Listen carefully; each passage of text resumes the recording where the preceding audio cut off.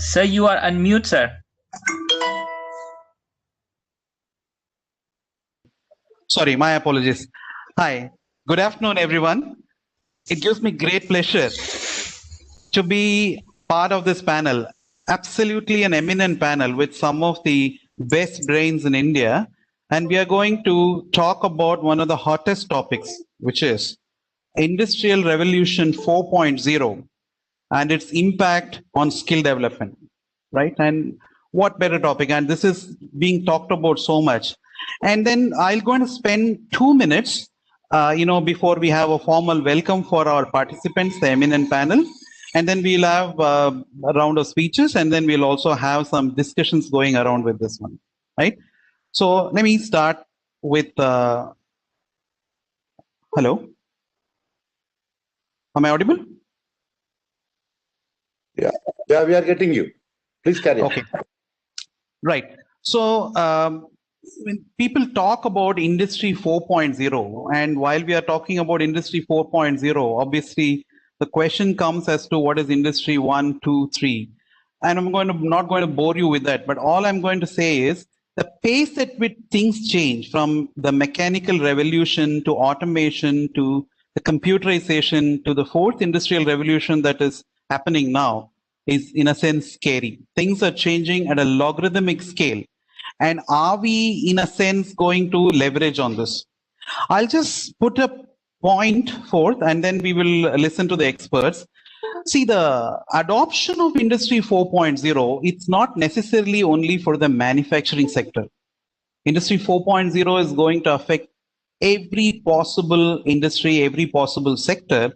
And there are various stages in which one can realize the benefit of Industry 4.0. It will start with, some bit of virtualization or digitalization that happens. And then slowly the sector looks at some value adds that happen as a part of its products and services. Then the third stage, they go to a disruption where this particular organization that has adopted gets into a disruptive change. Then it comes to asset efficiency in the fourth stage. And in the fifth stage, they actually set new normals in which the sector itself operates. So I believe Industry 4.0 is slowly going to be a big game changer of sorts, that it is going to define the way things are happening. So naturally, there is a concern as to what's going to happen in terms of the skill sets required for the jobs for Industry 4.0. And like it happened in every industrial revolution that happened, not just in 4.0. There is this big scare. What will happen to jobs? There was a scare when mechanization happened. There was a scare when computerization happened. I remember as a young computer engineer, when I was trying to do this for Reserve Bank of India, there was dharna that happened and would not allow us to work. But look at what has happened. Now it's become the normal. Banking is perhaps the sector that has adopted to IT and information technology in a big way. So similarly, now there is a scare with Industry 4.0. What will happen to jobs? All I can say, and I'm going to come back at the end of this, my eminent co-panelists will cover good part of this.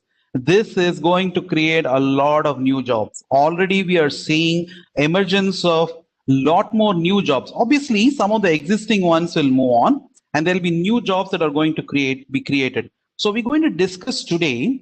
We have eminent panelists, 9 panelists amongst us, and I'll introduce them as we go. We're going to discuss in terms of how is Industrial Revolution 4.0 going to affect jobs, job profiles, and hence the skill development in this country. Over to you, Maninder.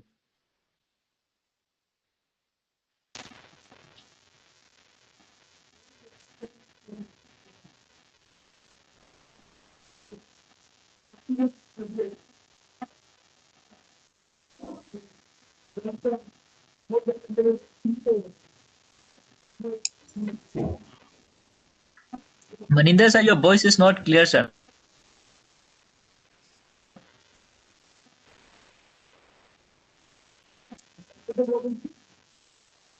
We're not able to hear you, Maninder.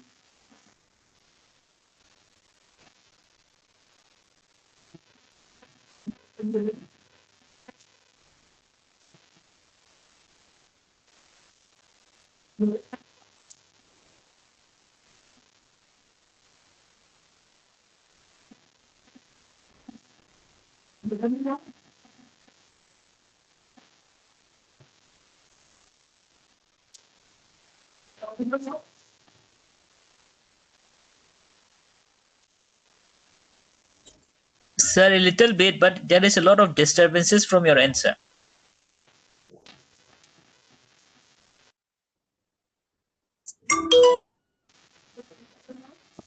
Robin, I suggest we can move to the next speaker and maybe later on he can join once he is set. Thank you.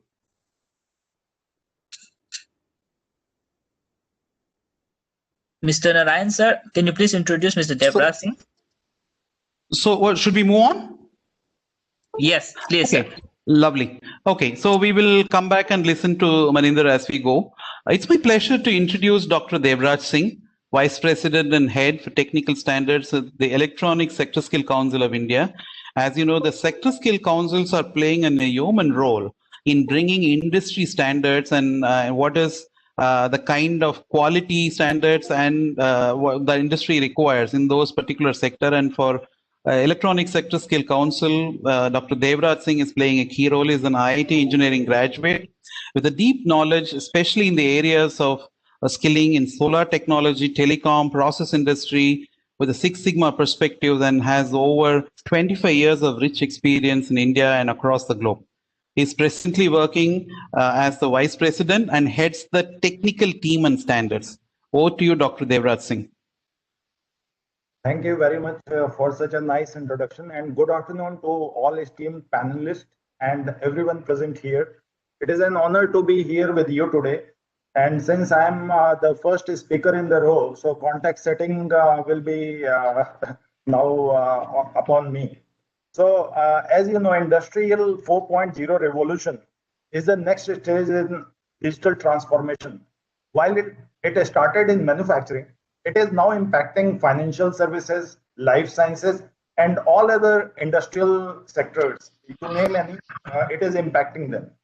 It is driven by big data, powerful analytics, a rise in computing power, increased connectivity, new methods of human-machine interaction, and advances in transmitting digital directives to the physical world.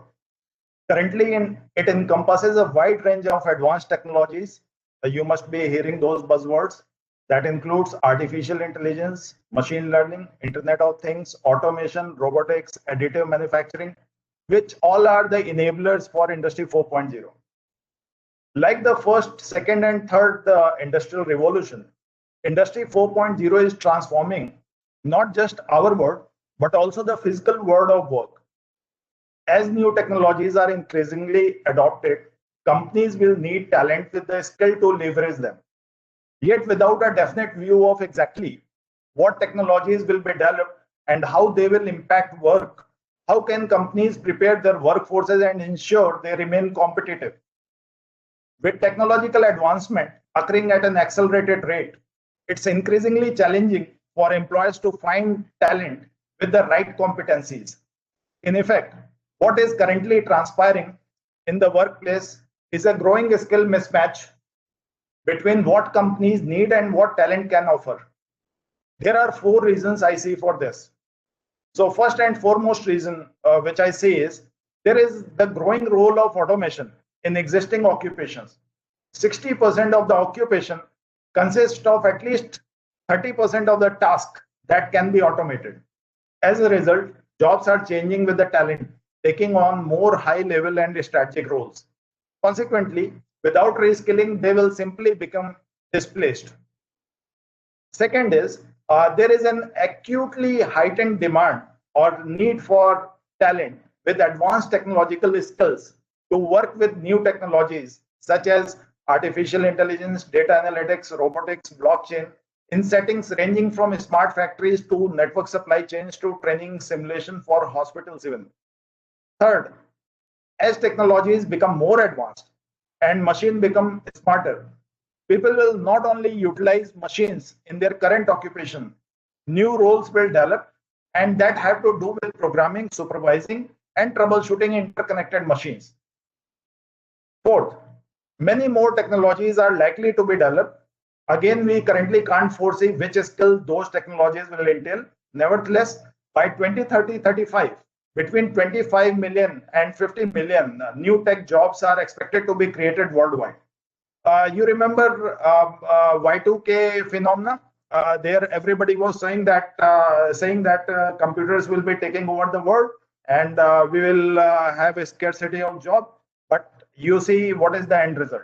So on similar fashion, every decade actually gives such technological disruptions, and those disruptions in true sense actually creates a lot of new tech jobs eventually. So as a result of these factors, companies are facing right now two threats. If they don't have the skills they need to operate effectively, they will lose their competitive positionings.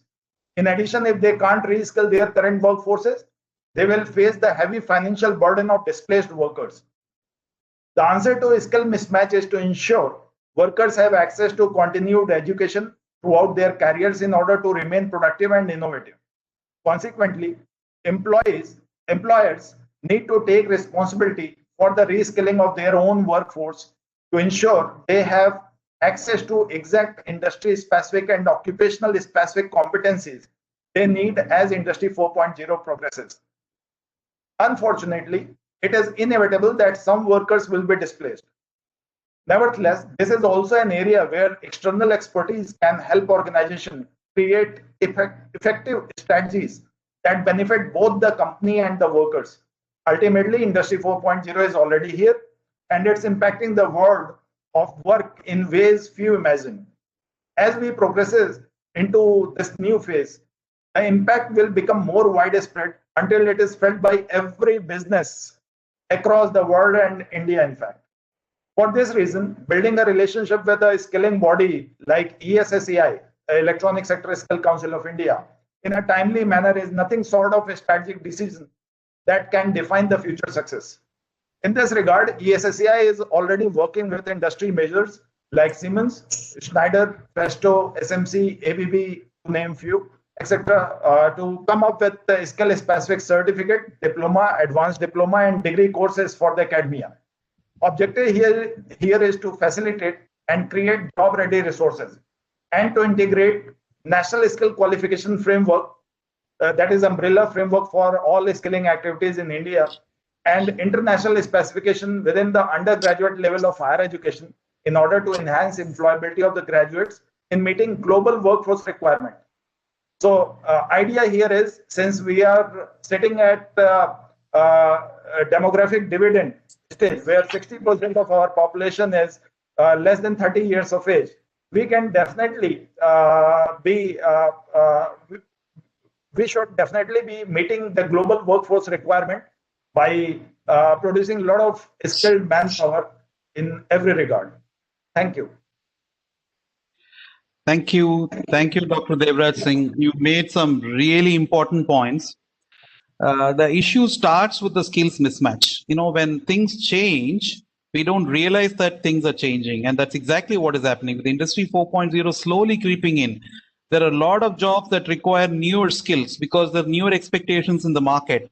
And as you rightly said, the mismatch in skills can only be bridged if there is continuous skilling initiative. It's not just that skilling happens only when at the entry level, that there should be continuous skilling that needs to happen, and you very rightly pointed out. The other thing that you talked about is, in my view, very relevant. I just want to highlight that, which is about the standards, quality standards and skilling certificates, particularly that has global recognition. In your sector particularly, sir, as you know, many of our youngsters might be working abroad, not just in India. So you can't emphasize more the reason why we should have global standards. And you very rightly pointed out, and with a young population, India is going to be soon a workforce for the world. So thank you so much for sharing your thoughts. So it's my pleasure now to turn to my good friend, Dr. Sindhya Chintala. Dr. Chintala has her doctorate in a very unique area, cognitive process of how mind absorbs information.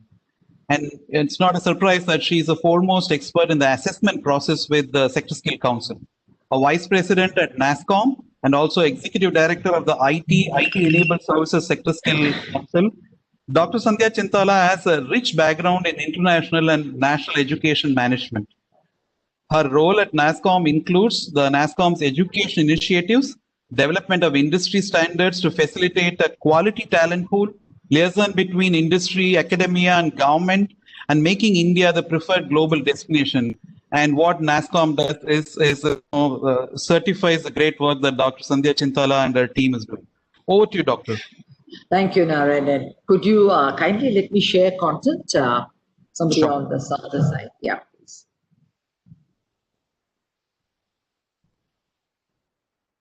I still can't use the share button.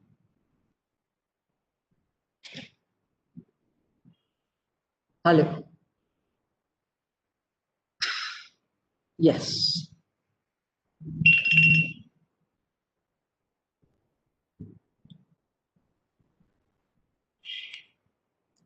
Good afternoon, everybody, and thank you, ASSOCHAM and my fellow panelists for this wonderful opportunity to share the issue at hand and also to solution it, because that's what I presumably think this whole panel discussion is all about.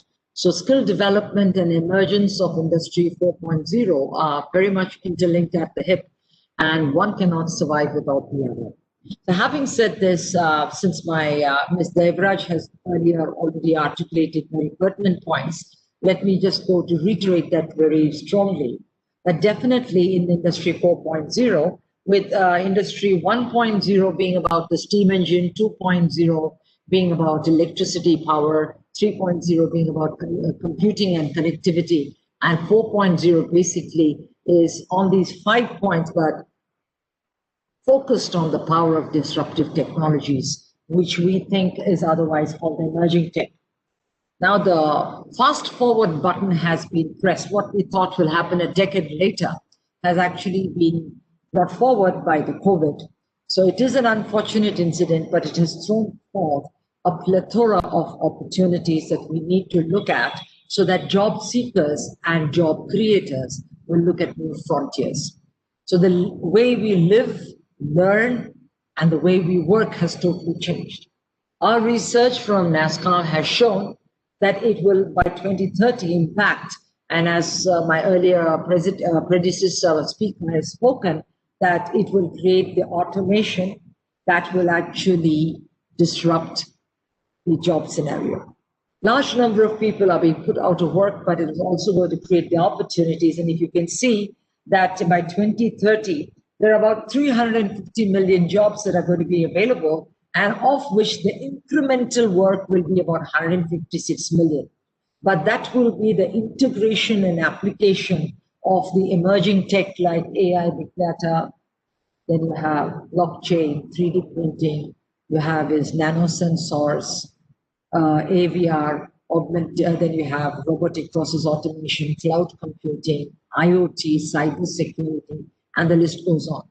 So those will be actively used for greater efficiency and scale, as well as customization to requirements. So we talk of precision agriculture, then digital manufacturing, retail and wholesale, construction, including precision construction, transportation, government, education, finance, healthcare, of course, and of course the food industry and others. All of this are having massive changes, but this is going to throw over a huge number of job opportunities, which if optimized with the appropriate readiness for individuals and enterprises to actually get ready, we'll be in a far better position, and digital India will be there for us to all consume and enjoy.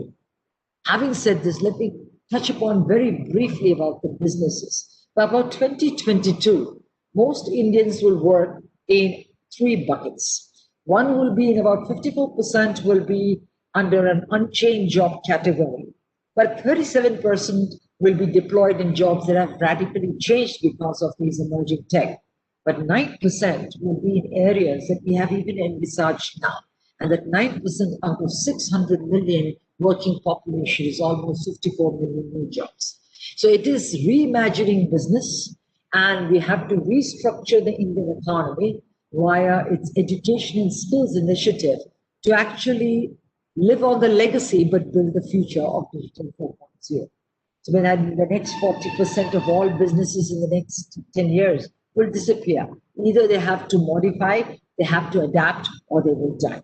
So for all of this, what India has very smartly done over the last decade is had a unifying skilling landscape. So we have a systemic process in the country that can actually survive this, right? About 40 sectors, all of these are growth sectors. And by 2050, if we are able to play our cards right, India should be a superpower in the first 3 positions in the globe. Having said this one, what NASSCOM, the National Association of Software and Service Companies, has done is taken on the position and worn the hat of a sector skill council itself. That way unifying both the industry and the skilling initiative. Identified itself. So I mean, here now in the solution piece, identifying itself into 5 sectors where ITS, business process management, engineering R&D, software and product development, and future skills are key. Like if I were to look in the finance and accounting section of the BPM, 54% of the global outsourcing work for this particularly comes from India, right? So now if I look at certain areas in the future skills, which is emerging tech, I take, for example, IoT, which is an area also very close to Cisco as heart, both for cybersecurity IoT. They were actually working with us and they have built the occupation of IoT, identified the job families. They have actually built out the whole career map, which shows that these are the 32 new jobs, identified the key ones across the various tracks, and then built these standards as a part of the talent agenda, because Sector Skill Council is the job standard setting body and the competency assessment and certification body under the Government of India. So we build the standards, we develop faculty to enable these standards to integrate into the university system, which is the supply side, but it also addresses both formal and non-formal. And we build an industry academia connect with major companies, and NASSCOM per se has about 92% of the industry represented with about $250 billion at its peak, and poised with about 90% of the human resource represented, and by about 2030 and 2035 onwards, specifically supposed to be about $350 billion. But that will happen only if we play our act right. We need to have a larger outreach where every individual at every level, blue collar, white collar, and the leadership level, all will get enabled with an awareness and the ability to apply and appreciate and encourage job creators to actually bridge the digital divide.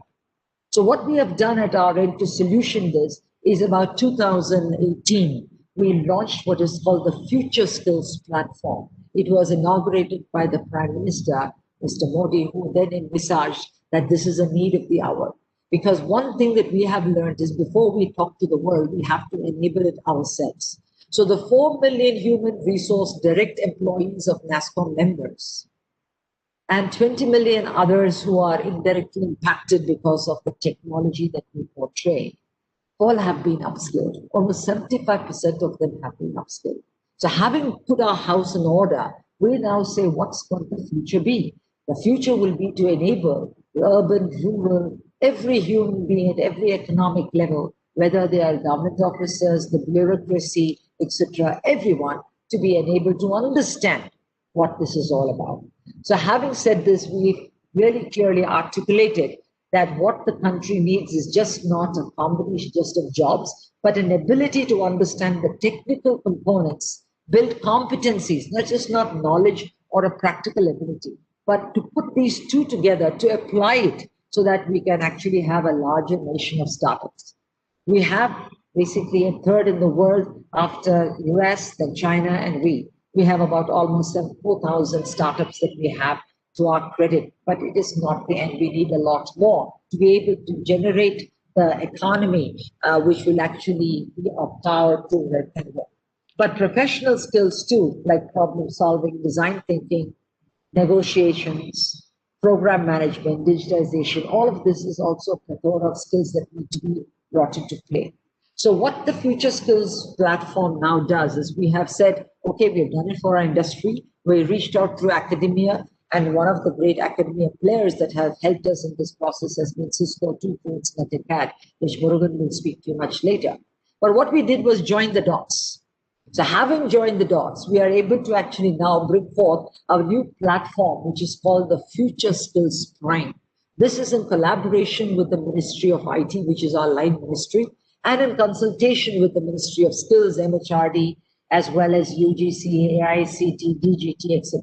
Everybody can coalesce. This is an aggregator platform where content players globally are able to offer foundation program, bridge programs, and deep skilling programs, which are NOS-enabled or NOS-aligned, on this platform to an outreach population of at least 40 million people in the next 2-3 years. And hopefully the conversion at least will be about 4.5 lakh people will get certified, which means 4.5 lakh people will be available to actually work for this nation, to build this nation into a digital economy and be called the greatest human resource talent hub for the world. That has been Mr. Modi's dream. So has it been ours. And our President NASCOM say, just like Israel is known for being the talent hub, India can be known to be, Israel is being known to be the startup hub. India should be the talent hub for the world. There's never been a time of greater promise or greater peril. Because today, with this sort of digitization and the COVID that has come to be, it's not going to move away. This industry body has ascertained that even post-COVID, the new normal is there to be, which means almost 75 to 80% of the workforce will work from home.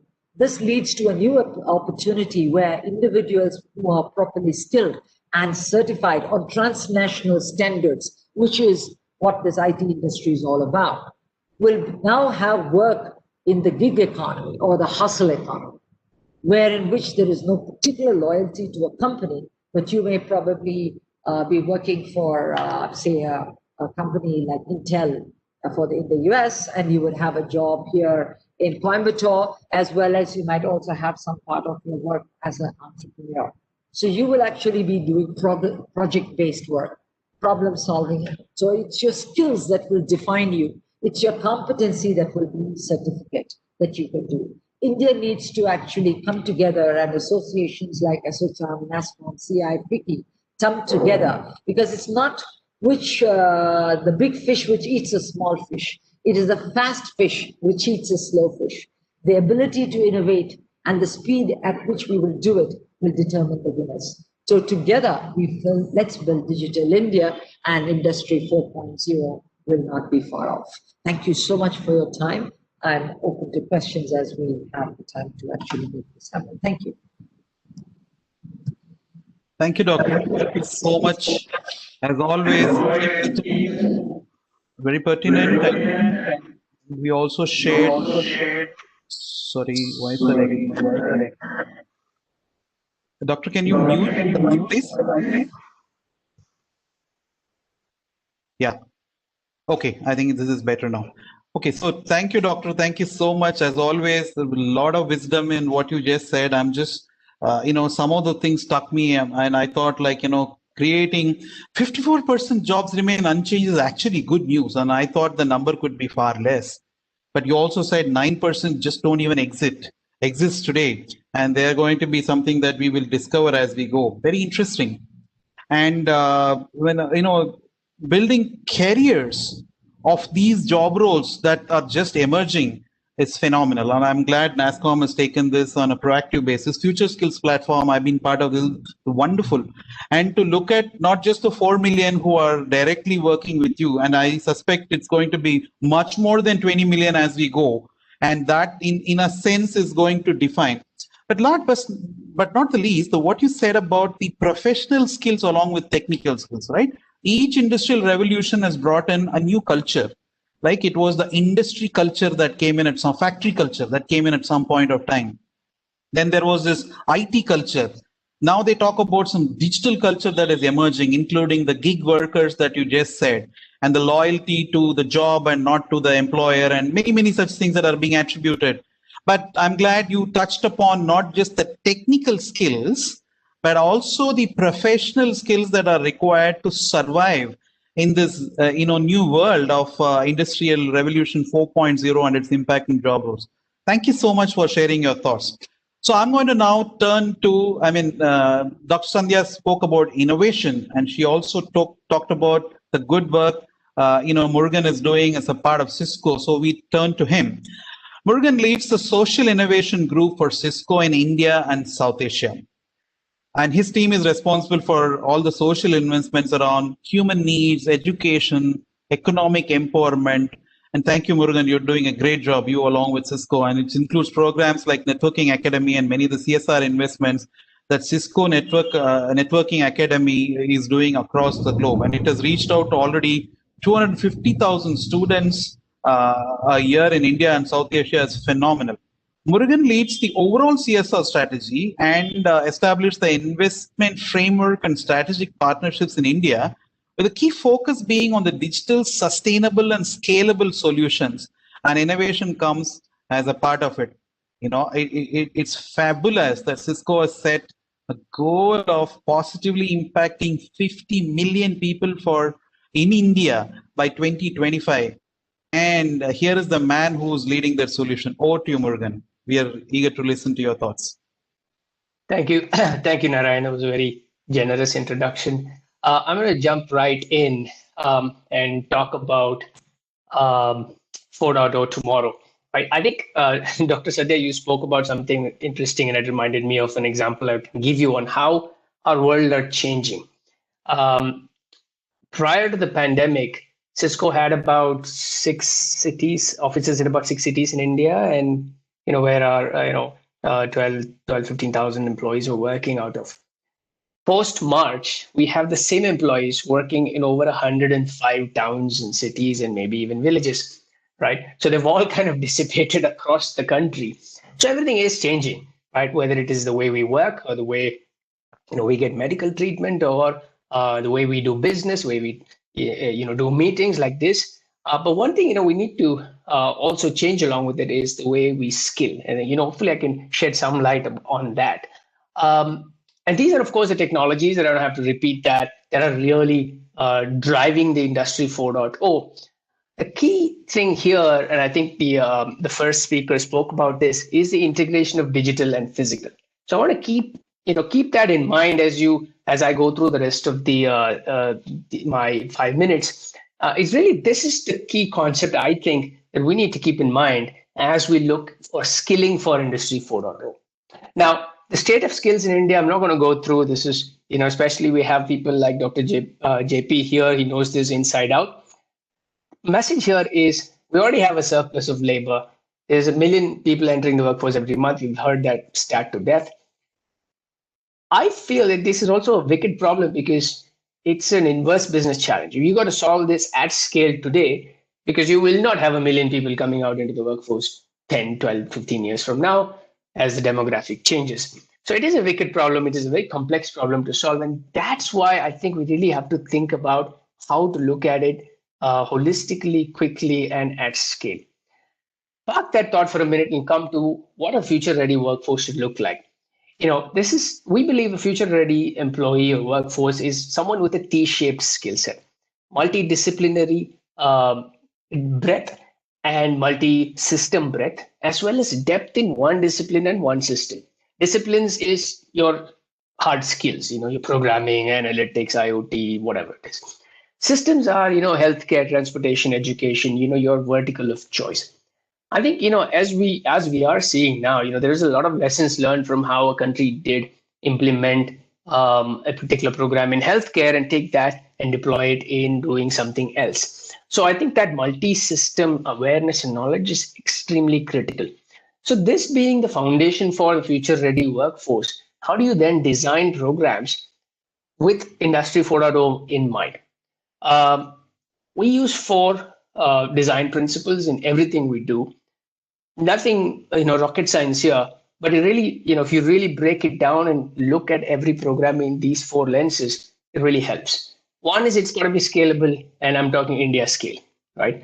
I heard someone say that, 2,000 mice don't make an elephant, right? So you can't create a program in one small city and say, now I can go replicate it, right? So replicability becomes very important as well. So if you need an elephant, you have to design for an elephant. You can't design a small program and say, okay, go replicate it now with all the complexities that exist in India. So scalability at India scale, replicability with all the complexities that is there in India, sustainable by virtue of being embedded in a government program, we have Dr. JP. We work with him on with all the ITI systems in the country, and finally the strong government connect. So if we really need to think about skilling for Industry 4.0 holistically, we believe these are the 4 tenets of any program that will make it successful, fast, and scalable. Right.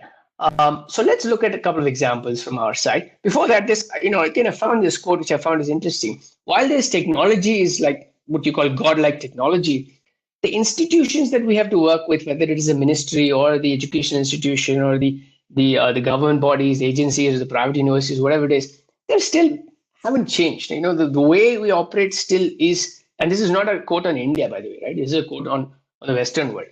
And at the end of the day, the final beneficiary that we have to keep in mind is still dealing with the same emotion that the person was dealing with 120, 200, 300 years ago.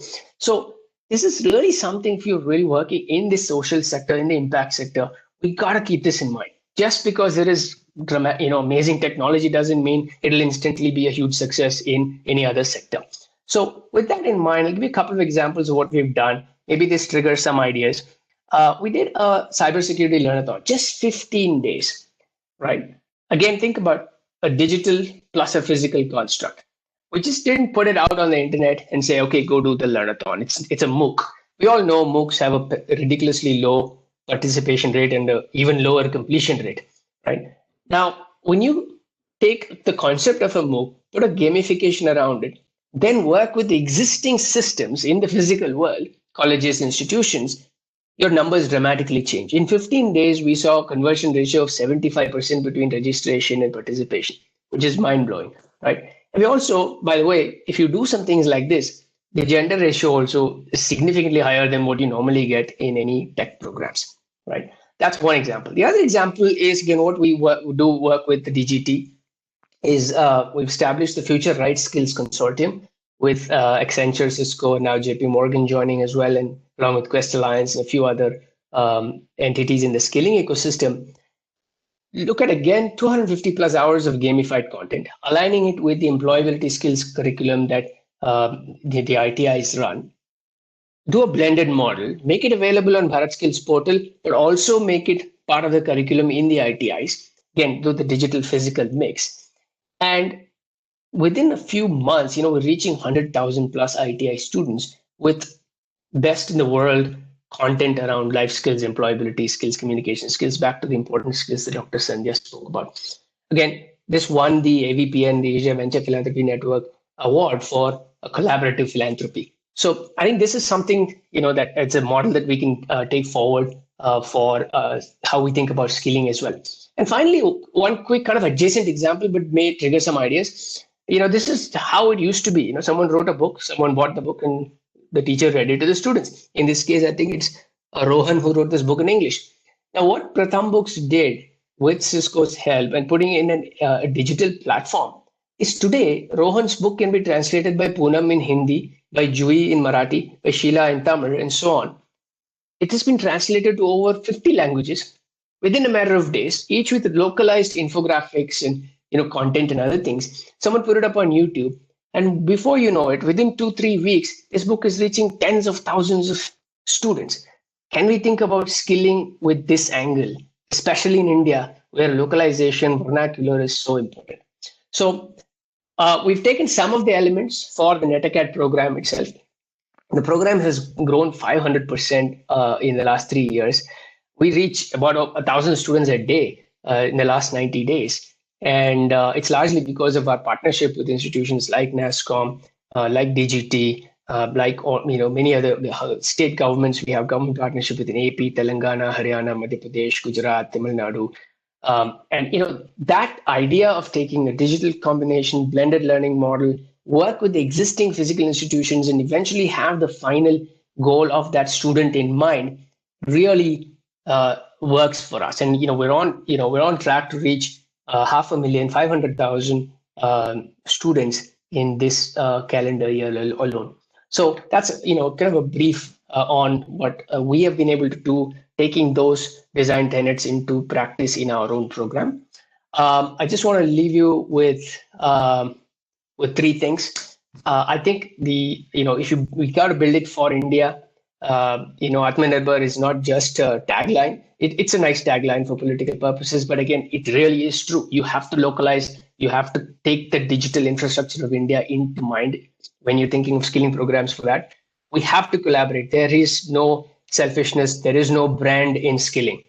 It has to be open. All courses have to be available on open platforms, integratable into anything else. It doesn't matter. So if you look at NetAcad content, only 3 out of the 35 courses are Cisco related. We have courses on programming and various other things. It's just purely in terms of how to skill the next generation. And finally, we are deluding ourselves if one company thinks we can change or skill for Industry 4.0. We have to work with the government in a systemic manner, and that's the only way to do that scale and in a quick time. Back to you, Narayan.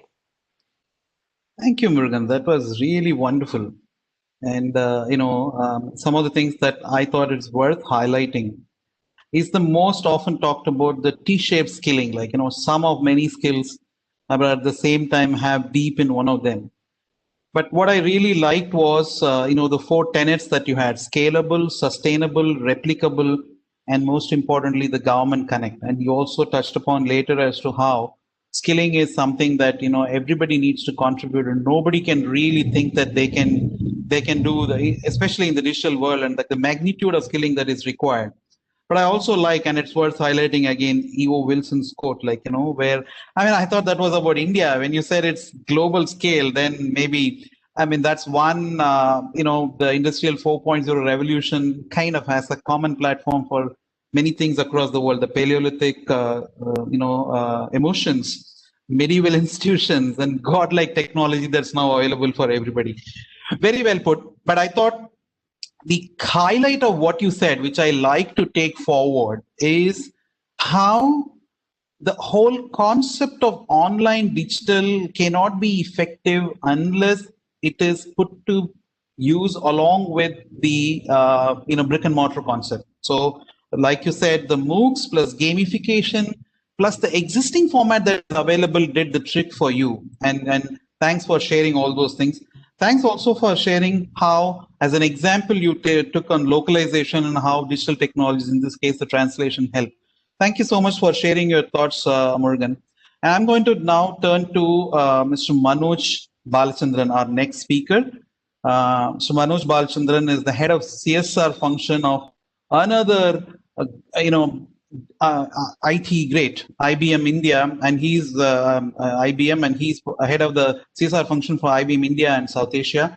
Based out of Bangalore, comes out of more than 22 years of experience, most of it in IT industry. And Manoj has been part of building teams, and he's been building teams, application teams that has gone and executed ERPs, e-commerce packages, infrastructure, and many of those things. So his experience in actually working with the people who are now leaders, and his technology leadership roles, like in cloud migration and account management in various organizations that he has built, is going to be of immense use for us, while I invite Mr. Manoj Balachandran to share his views.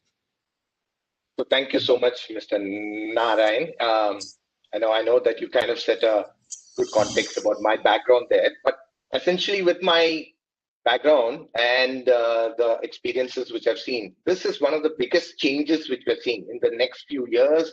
The kind of skills requirement which we are seeing in the industry is just way different, right?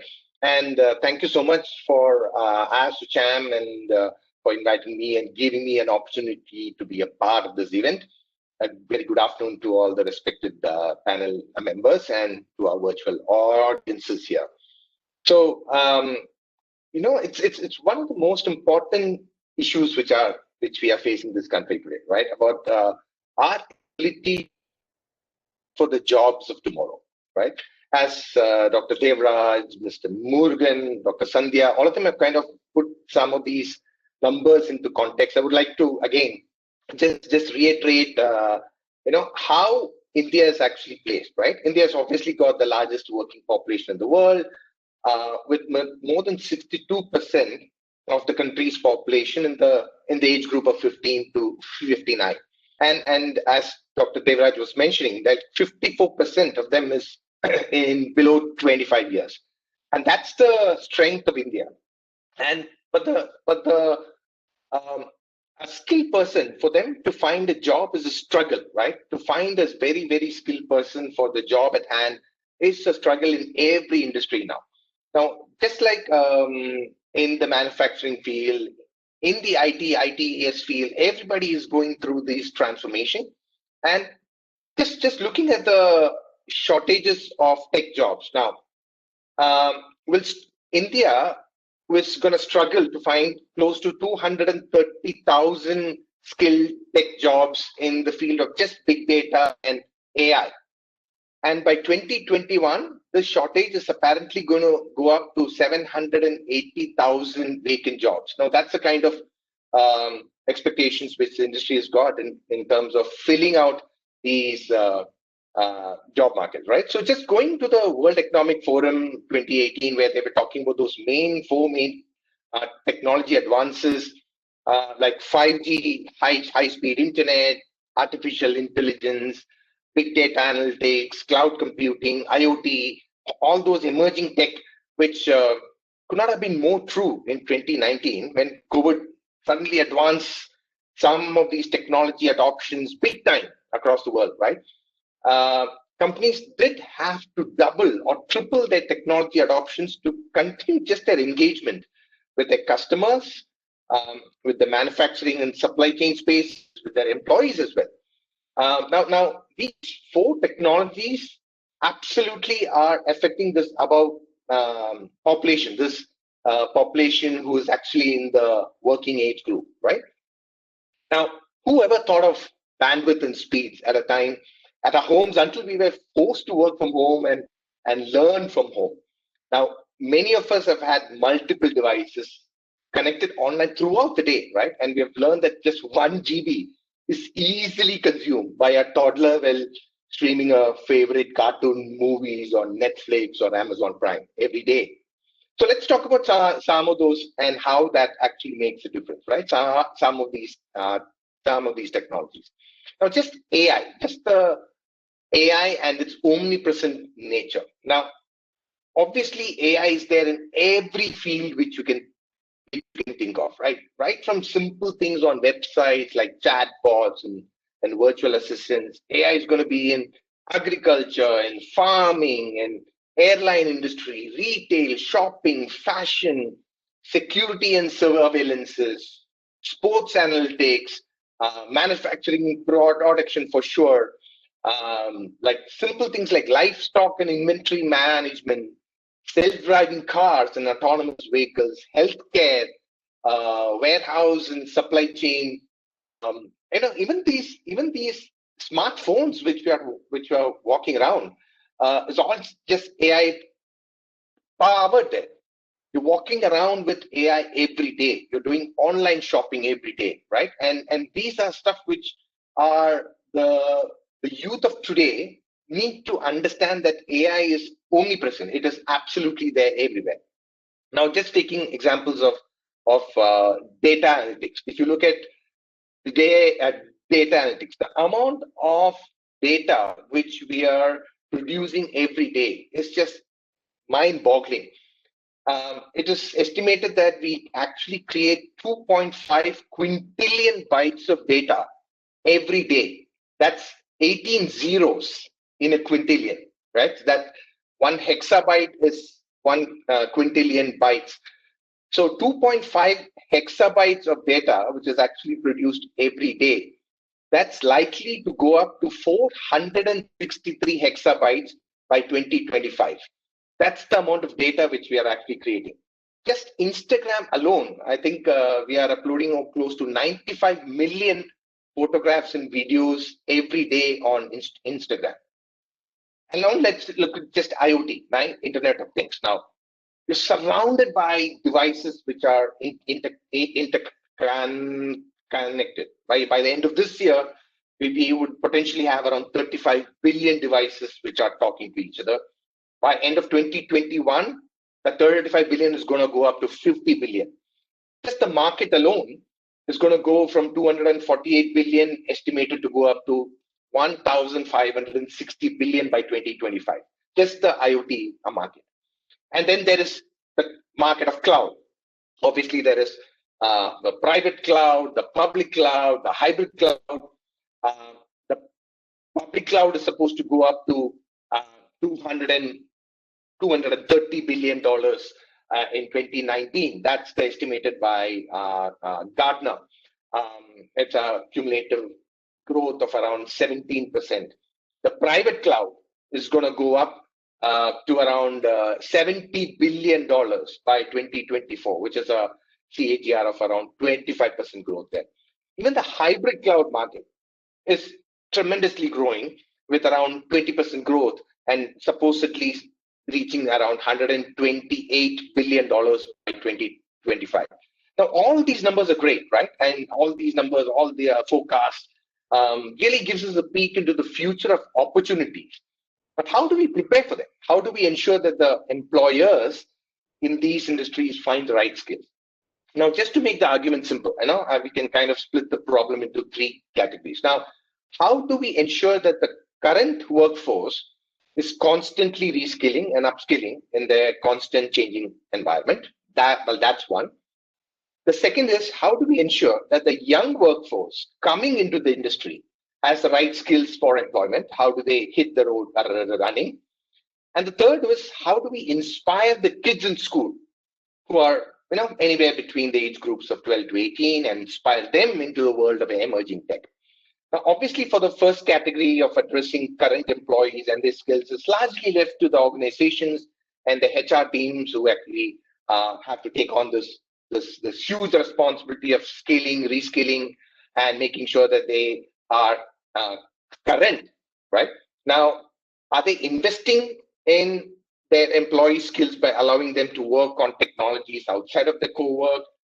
Obviously, the big names like Cisco, IBM, Accenture of the world, I think we all have huge platforms, internal platforms, which we have all invested in. Now, should the small and medium companies invest in content creation, or should they just take advantage of available platforms? And I think I would definitely concur with what Mr. Morgan mentioned about having strategic partnerships where we can actually offer some of these platforms, just like UNESCO has got their platforms, their skilling platforms. IBM has also got their skilling platforms. We have multiple platforms called Open Tech and Skills Build, which are being made available for other partners to actually use it. Now, and also, can the government make it lucrative for private players to share their internal learning platforms, right, for others to take advantage of? So those are things which we should possibly consider. The second category of those young workforce who's coming into the industry, right, and not having the right employable skills is obviously an age-old problem, and it's a factor of many, many things. Now, are they taught the right subjects in classes? Is the curriculum keeping track with the changing times in the institutions, right? Are the teachers who are training them getting trained and keeping up with the changing curriculum? Now, do the students get enough industry exposure to give them a trailer of what to expect when they enter the working market, right? Now, can the government incentivize corporates to take on internships? Because once you have these students coming into corporates and having them an exposure, giving them an exposure to this is what the corporate expects out of you. These are the skills which are required. I think they will be much, much better employable once they actually come in, right? And especially with the government's new OSP regulation being taken away, with some of these work from home and work from anywhere policies getting a lot more industry friendly, how can corporates actually welcome, again, these internships will become virtual internships at much larger scale, right? And the most important thing is also creating a mentor coaching model. Is it possible for the industry to sign up to be mentors and coaches for these young learners from the colleges before they actually hit the job market? Now, the last bucket of which we are talking about are kids who are still in school, right? Now, how can we motivate them to look beyond TV, mobile, social media, the online shopping, which they're really, really engaged in, and give them insights into how these mediums actually work, right? What goes into providing these experiences and how can they be creative in their own space? I mean, for example, the government's ATL programs are a great way to instill a sense of creativity and innovation in kids. Now, does it have the ability to get into mainstream curriculum, right? Our national education policy did give a big emphasis on more practical education than theoretical inputs, and it also places a huge emphasis on building teachers' capacity, right? The teachers' capacity building on emerging technologies most vital because they are the influencers for our future generation. And also one way to fund these programs is by creating central programs with implementing NGOs and knowledge partners and make it easy and transparent for corporates to actually spend their 2% CSR funding. So these are some of my thoughts which I actually had in this particular space, and I really want to thank ASSOCHAM and the panel for giving me an opportunity to present my thoughts, and really dreaming of a time when we would become the skills capital of the world. Over to you, Mr. Narayan. Thank you so much, Manoj. Thank you so much. You did a plethora of inputs, I should say, and you touched upon various aspects of things, very, very rich in terms of what you said. So I'm not going to repeat all of them, but I was fascinated by the digital everywhere, the ubiquitousness of how it almost looked like it was an invasion by digital technologies into every sector, every job role, everything that you can do. And it's a bit scary at one level, but it's also the statistics that you said, 780,000 vacant jobs by 2025 also means that while we are worried about losing jobs, you're also saying there are so many jobs up for grabs, in a manner of speaking. But I just want to highlight the few things that you said. You gave examples of AI, IoT, cloud, and also across the value chain, the mobilization, training, reskilling. But you emphasized on strategic partnership, which Murugan also rightly said. How should we come together and do this? So how should the philanthropy extend beyond the organizations? And it could be content and platform. For all you know, it could extend to faculty, assessment, various parts of it that could seamlessly be collaborated. And also you touched upon how government should make it lucrative. And Dr. JP is listening very intently, so I'm sure he will note that how government can step in and make it lucrative for private sector. That's a part of his role also, to make sure that the private sector's participation is expanded and widened, in a manner of speaking. And you also talked about corporate's responsibility, which is a fantastic point. I'm also taking it away in terms of how can the corporates reach out to be mentors, providing the kind of internships that is required. Touched upon Atal Tinkering Lab. And in fact, I'm happy to say I was a part of the NEP expert committee. One of the things that NEP says is vocationalization from 6th grade onwards. I think it's a great step forward, not just to instill the fun of being part of a skill development, and also, that's a part of the regular curriculum. And so, it's not something that is a separate stream or anything like this. So the dignity of labor and other things is taken care of. Plus, it also gives that necessary impetus for people to be rightly skilled even when they come up for higher education. So thank you so much, Manoj. Thanks for sharing your thoughts. Now I'm going to move on to our next speaker, Venkatesh Sarvasiddhi. Venkatesh Sarvasiddhi is a senior head for digital skills and innovation with the National Skill Development Corporation.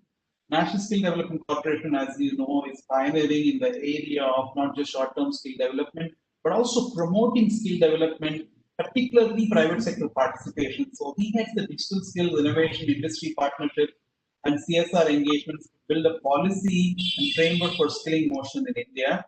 Under his initiative, to empower youth, he leads the innovation practice engaging with the startup ecosystem, fostering growth by building scalable, sustainable technology skilling platforms, particularly for Pradhan Mantri Kaushal Vikas Yojana, which is the world's largest short-term skill development program.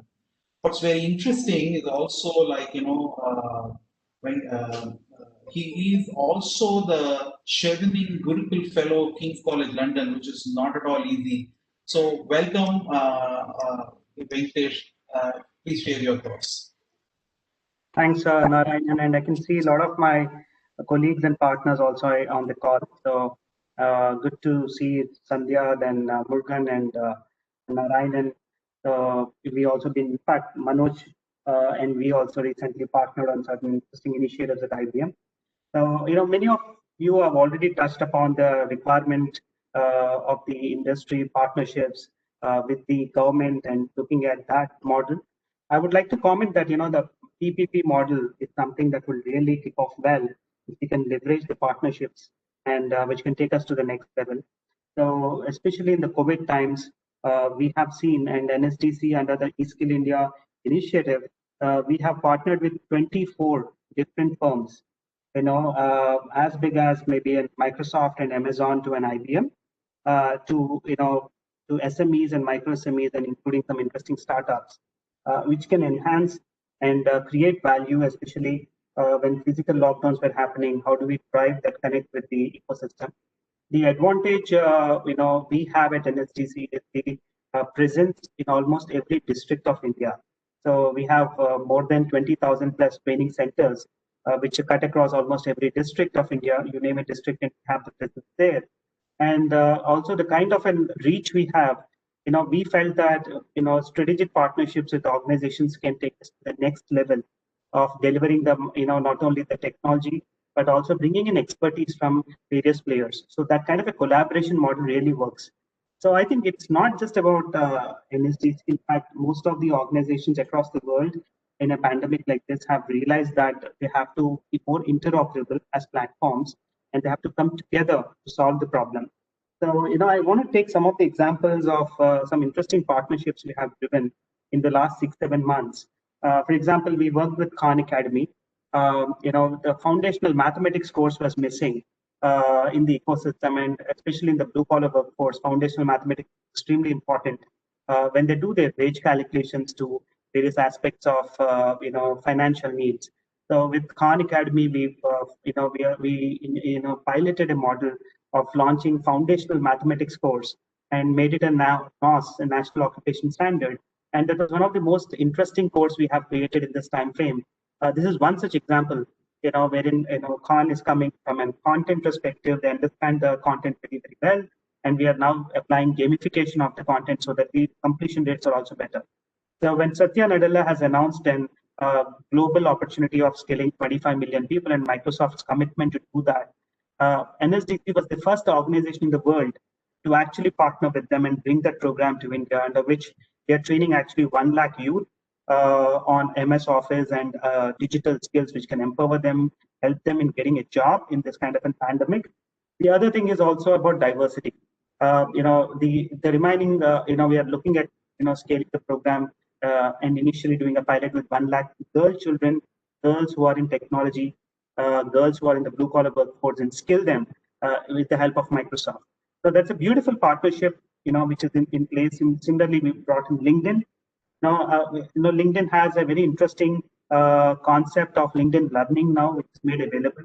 So we worked exclusively with LinkedIn in launching LinkedIn Learning and a lot of courses, which are aimed at, skilling it close to 3 million kind of people in the next 12 to 24 months. So, these are some of the partnerships which will help us encourage to reach out to the final audience with value propositions which can be focused around employability. Similarly, Manoj and team, in fact, worked with us in doing a very interesting partnership on Open PTech, which is a suite of platforms on Industry 4.0, as this conference is also more about the emergence of Industry 4.0. So they curated very interesting courses on Industry 4.0, absolutely free of cost. With the help of NSDC, now we are making these courses available through eSkill India to the entire ecosystem. Similarly, I have at least tons of other companies in the partnership mode. We are also working with Google as Sundar Pichai's vision of doing a Digital India and a Digital India Fund. We are looking into curating the content and launching a kind of an partnership with the YouTube so that the content is available for people in vernacular languages so that people can use the content, leverage the content, and take the next step. I think exploring these partnerships, gone are those days of working in silos, whether it's private companies or institutions or government. I think it's an opportunity for all of us to collaborate and see what is the value add we can bring onto the table in terms of the reach, and what is the value add the industry can bring onto the table, whether it is a platform, whether it's a product, whether it is an online assessment tool, depends. For example, we work with not only the global giants I'm talking about. Look at a company like an Upgrad. They were actually partnered actively with us during the physical lockdown timeframe in transforming the physical classrooms into virtual classrooms. And we are more than happy to look at startups, organizations which are emerging, and also at the same time the large organizations which really want to actively work with us in driving their initiatives with the help of the scale what we have. So together, if I look into all of this, we have seen almost a 1,500% jump in our East India audience, people who are enrolling. That number is on a rocket sky right now. It's moving up exponentially, and we are seeing good results in terms of enrollments are concerned. I think as we go forward, I somehow believe content and content aggregation would not be a challenge, but content curation would be a major challenge. How do you discover and ensure that the content is put in the right format is going to be important. The second thing is also the completion rates. So if you look into globally, edX, Udacity, Coursera of the world, 15 to 20, 20 to 25% completion rates. So that's where I think we need to have more gamified content. I think Murkan touched upon it. We need to have more of gamified content into the context so that it can help the Gen Z and the millennial population and sustain their interest and complete their courses, and that can take them to the next reward of digital diet. So I think that piece requires a lot of work, and a lot of Indian content providers have to think around gamifying the content in multiple languages. I think that's going to be the key, especially next 2 to 4 quarters or 6 quarters till the time we find some vaccination and solution for the pandemic. We expect that the virtual scenarios will continue. Gamification of the content becomes very, very necessary as we go forward, and we are working with a couple of them and introducing some of these Indian content players in different languages. That also makes a lot of difference. So, overall, I would say it's a time for collaboration. All of us come together and find a solution, and those ways of operating in silos. So that's it. I think I would keep it short so that others can get their time. Thank you. Thank you. Thanks, Venkatesh. You just highlighted something that we've been discussing. Every speaker has been saying, which is to do with collaboration, which is to do with bringing together those elements that makes it interesting. You touched upon almost all the major IT companies, Microsoft, LinkedIn, IBM, Google, and also the newer ones like Upgrad. You started with Khan Academy. It's wonderful to see how NSDC is literally being the glue that will kind of connect every private player who wants to contribute and also do the curation bit. You touched upon that. I like the way you said it's not the content. The content seems to be ubiquitous. It's available, or in a sense that you can procure, but it is curation of the content. And you particularly touched upon gamification, which Murugan also mentioned in detail. So thank you so much for sharing your thoughts, taking the cue there in terms of how collaboration, bringing the private sector to play a meaningful role and deliver together is going to be important.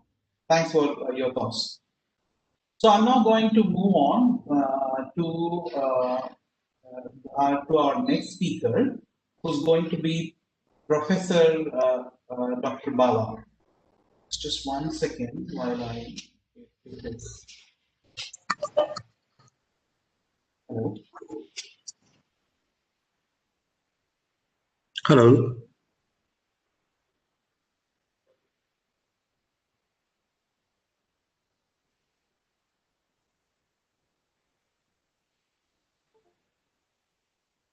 Hello. Yeah, can you hear me? Hello. Hello. Can you hear me? Am I audible? Yeah, we can hear you. Oh, sorry. Yeah. So it's my pleasure to introduce Professor Dr. R.S. Bala, who's more than 36 years of teaching experience and who started back in Punjab Agricultural University, and today his university is now is the Pro-Chancellor of Chandigarh University. He is a life member of the Indian Economic Association, Indian Econometric Society, Regional Science Association of India, Indian Science of Information Theory and Applications, Indian Society of Agricultural Economics. He's played a significant role in institution building and has also held many prominent positions including being elected the president of the Indian Economic Association in the year 2001. So Professor Bala, it's a pleasure to have you amongst us. Please share your thoughts. Thank you very much. Thank you. So let me first of all appreciate ASSOCHAM, NSDC, IBM, and all those who have taken the initiative to organize this webinar, as we call it.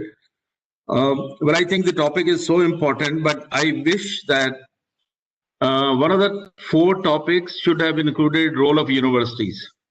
I have a very strong feeling Industry 4.0 cannot succeed unless universities contribute significantly to this.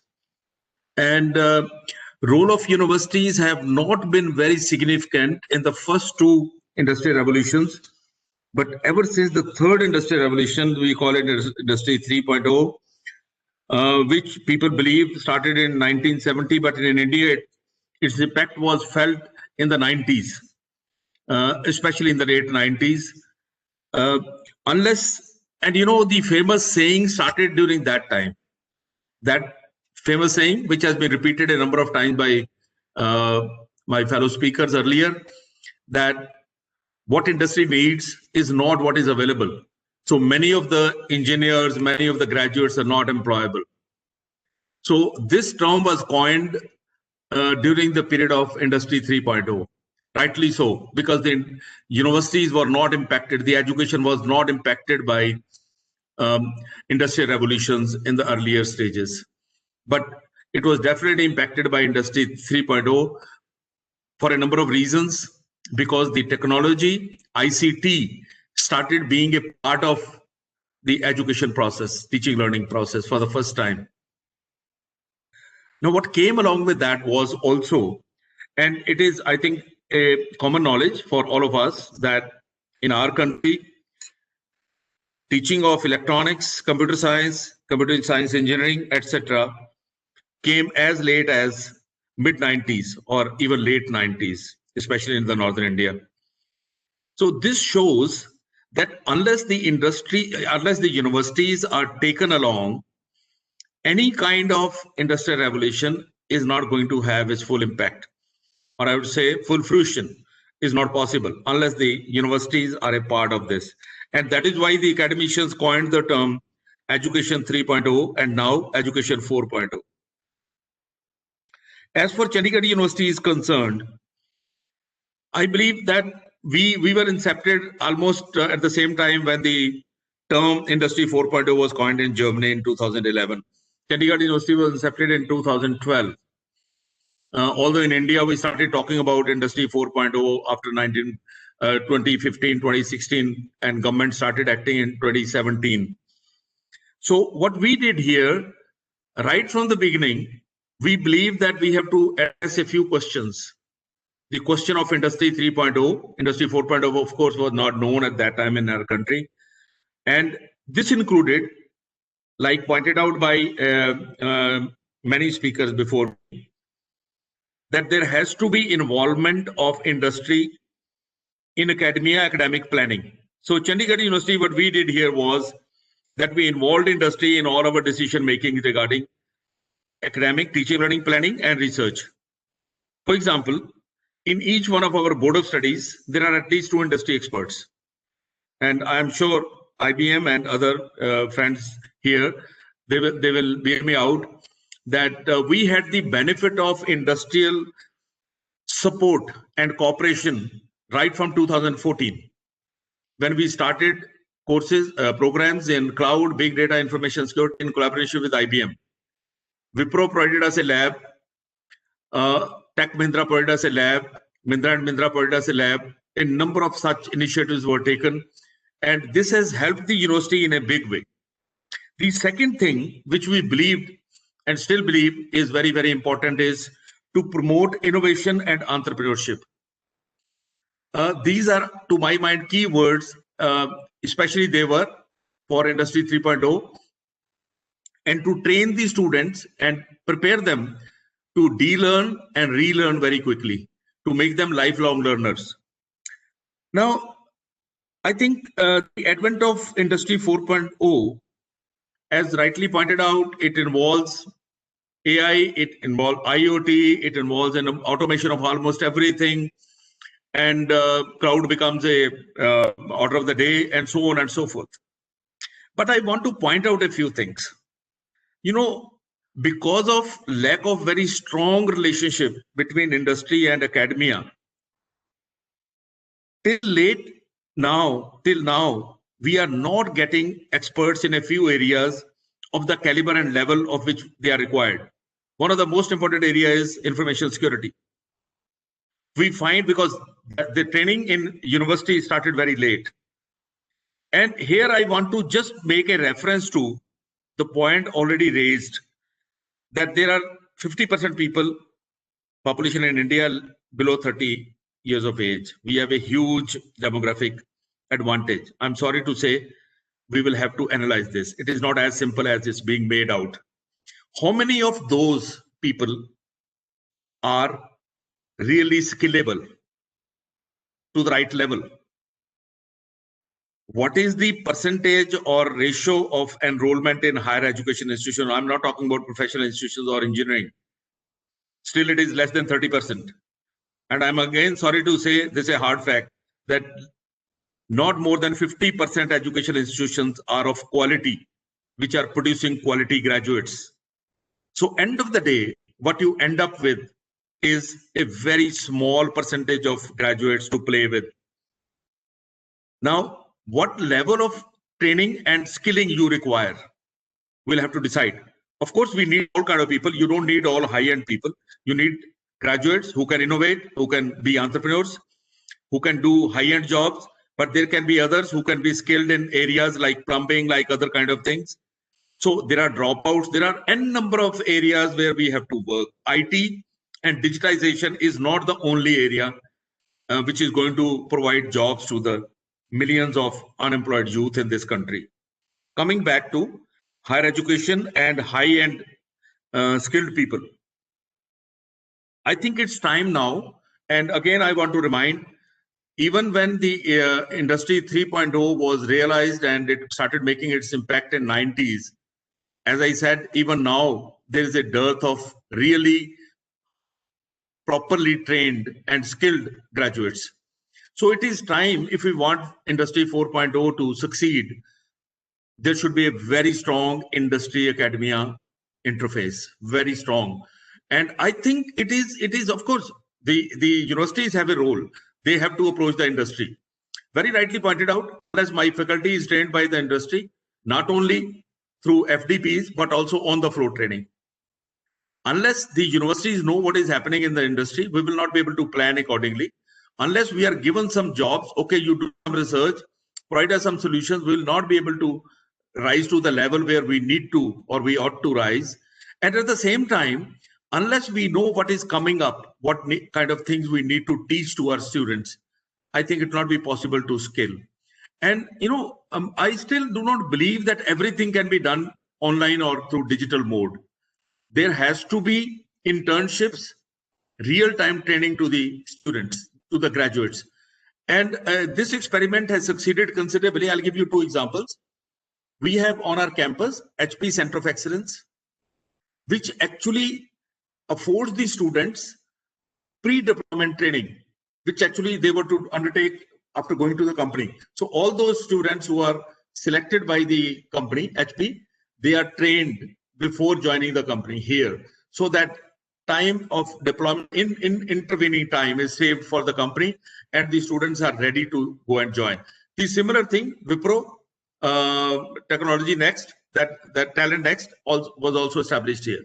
IBM has been doing similar kind of thing. We have an advanced IBM lab for emerging technologies. So I think these things have worked for Chandigarh University, and I believe very strongly that I perfectly agree that there has to be a strong association.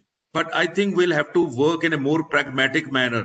We'll have to identify, we will have to help the universities identify the talent early, groom the talent according to the level and the capability that they have, and for what purpose are you training them. So ultimately, universities and industry will have to work together to provide outcome-based, outcome both in terms of academics and in terms of employability, outcome-based training, skilling, and education at all levels.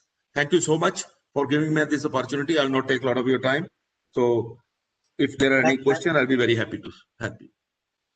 Thanks, Professor. Thank you so much for sharing your thoughts. And you had some different points and very pertinent ones. And very rightly so, you talked about the role of universities in skill development and employability, which perhaps, as you rightly said, is one of the institutions that till some time back we relied almost solely for getting the employable youth. And if that is not being touched by Industry 3.0, and if that is missed out in Industry 4.0, that will be a disaster of sorts, as you rightly said. And right, you talked about industry experts in the board of studies. I think that's a great step, and I'm sure steps should be taken by academia as well as industry. They should reach out to each other and making sure this happens. And you also said a pertinent point, which I thought is worth repeating and put for debate later. It's not IT and digitization that is going to be bringing in all jobs. How do we make sure that we go beyond this also in Industry 4.0 and make sure we train them for some of these areas? But very nicely, you emphasize the industry-academia collaboration and the need for doing that in a meaningful, outcome-based format to make the youth of this country employable, not just in India, but in for a global audience as well. Thank you so much for sharing your thoughts, Professor Bala. Thank you. I'm going to turn to the next speaker, Mr. Hanuman Naik.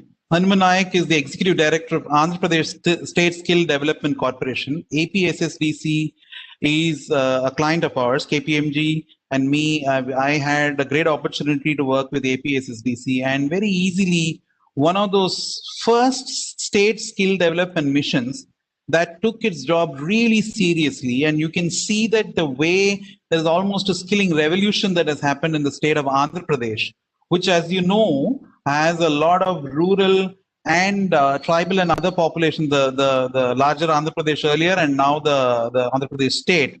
So Mr. Hanuman Naik has been playing a key role in this, a Bachelor of Engineering from Andhra University. He was the District Employment Officer, a Regional Employment Officer, a Deputy Chief of University Employment Bureau, and he was a Project Director at District Rural Development Agency, all giving him that kind of grounding in terms of understanding what is really required on the ground, which really reflects on the way APSSDC is able to collaborate with the right set of people and cause this, the big change that is happening in the skill space in AP. Over to you, sir. Please share your thoughts. Thank you, Narayan-ji, and thank you, ASSOCHAM. And thank you, panel experts, Manoj-ji and Sandhya ma'am, and Professor Bala and Venkatesh from NSDC. First of all, I would like to share that it's a glad moment for APSSDC that for the year 1920, the AP Skill Mission, that is APSSDC, has been awarded the best skill state by the ASSOCHAM. And it's an opportunity for me, today, it's a pleasure me to be part of this webinar, because being holding a key role in the APSSDC, the shares and thoughts of the all expertise people who have participated in this today's webinar will give me a lot of inputs to plan the skill programs in the Andhra Pradesh and to strengthen the skill ecosystem in Andhra Pradesh further. So, as all the speakers rightly pointed out, the India has been the advantage of democratic dividends, but these people have not been properly nurtured. It becomes a liability on the shoulder of the Indian society. So it's a fact that there are so many technologies are emerging. Industries are going for automation and adopting the fast-moving technologies. But given the background of our economy, that still the 70% of the people depend on the agriculture, and around 60-65% of the people live in rural areas. Is it that so easy to adopt this technology given the education system what we are following till now to this disruptive technologies or future technologies? Here there is a lot of the challenges and a lot of responsibilities on the shoulders of this the government, academia, industry, and this so-called this NGOs, everybody. Unless we all work together and join our hands to strengthen the skill ecosystem to meet this challenge or to mitigate the issues of this challenge, it's not that much easy. So here I would like to sharing the industry. What is the industry 4.0? What are the emerging technologies? All we have been discussing, and it is there everywhere we can find. But if the government moves in a right direction, properly associating with the industry and the academias and the corporates, how the changes in the system and changes in the skill ecosystem comes, I would like to share one or two things. We can proudly say that after taking the oath of the present CM as a Chief Minister, Sri Jagan Mohan Reddy ji, he totally changed the direction of the skilling process in the Andhra Pradesh. Earlier, we used to give more on the standard skills. We are not bothered about the new revolutionary skills or the skills as per the industry requirement. So, as per the direction of the Honorable CM, our total thought process has been changed, and now to strengthen the skill ecosystem, the Honorable CM directed the APSST to establish exclusive dedicated skill colleges across each parliamentary constituency, where we are going to associate with the industry partners, academia, and international organizations for certification assessments, so that our AP people are equipped with the global technologies, and they can grab the opportunities not only at pan-India level, but across the country also, across the globe also. Earlier, it is glad that the NSDC Venkatesh has mentioned. NSDC has been associating with a lot of the industry partners for imparting the skills in future technologies. The APSD is also rightly moving in that direction, and we have been associated with the IBM, Google, Facebook. With the support of the Facebook, we were able to train the rural women in digital technology, especially in entrepreneurship development activities. And through this goal program, we were able to nurture almost 5,000 to 10,000 tribal rural women to enhance their digital literacy capabilities and to enhance their market for their rural products. So some of the major corporates or associations or industries where we APSDC has undergone association with the like IBM, Bosch, Hitachi, Google, and whatever the earlier speaker mentioned, the Schneider and the Siemens and the Dassault. So I can proudly say today is that we have established 40 Siemens centers where the advanced technologies are available and that are being imparted to the engineering third year, final year graduates, so that the moment they come out of their graduation, they are ready to be absorbed by the industry. In the same way, we have established 70 Dassault systems where the 3D simulation technology is being taught to the civil engineering and mechanical engineering candidates, especially in the field of manufacturing and civil aviation. Like that, we have established for 100 CM skill of Center of Excellences, where we have associated with the Google IT, we have associated with the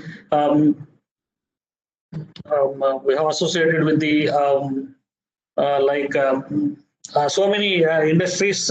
They have been participated with the APSSTC, and they are they are sharing their advanced technology knowledge to our faculty. In turn, our faculty is equipping the students with the latest technologies. And at this point of time, it is I reiterate to say that thanks to the COVID has given us the opportunity to explore so many online platforms.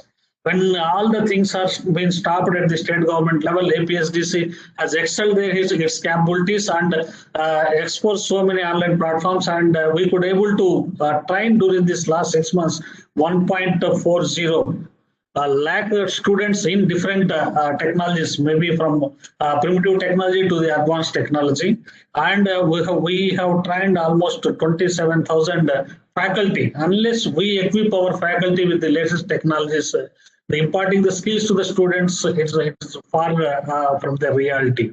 So in that way, in all aspects, the APSDC is nurturing the students from the school levels also. Here, one more thing, with the association of the strong knowledge partners like ILFS and Edu Skills, we are imparting the IT computational thinking skills and spoken and communication language skills to the tribal people of from 6th standard to 12th standard. Now the students who are undergoing in the tribal schools in nook and corner areas know about the internets, or about the languages, know about the IoT, and know about the app developments also.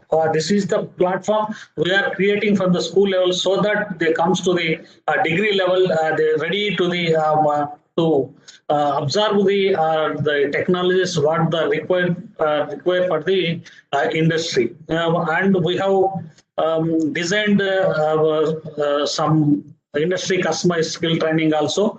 We are working with the industry, and like in the Sri City, which is one of the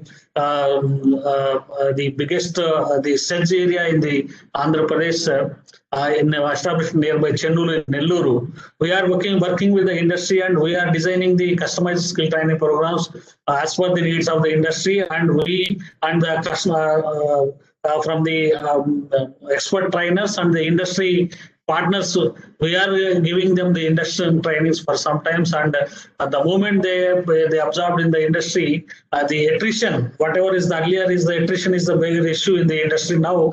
With this customized skill trainings, the attrition rate has been come down, and the industry is also very happy that they are getting the talented manpower. And a lot of this finance has been cut down from the industry side to on the name of the talent hunting. And another thing is this to further strengthen the skill ecosystem, our Andhra Pradesh CM has been given direction to APSDC for establishing the skill colleges. We are going to establish 30 skill colleges exclusively for this.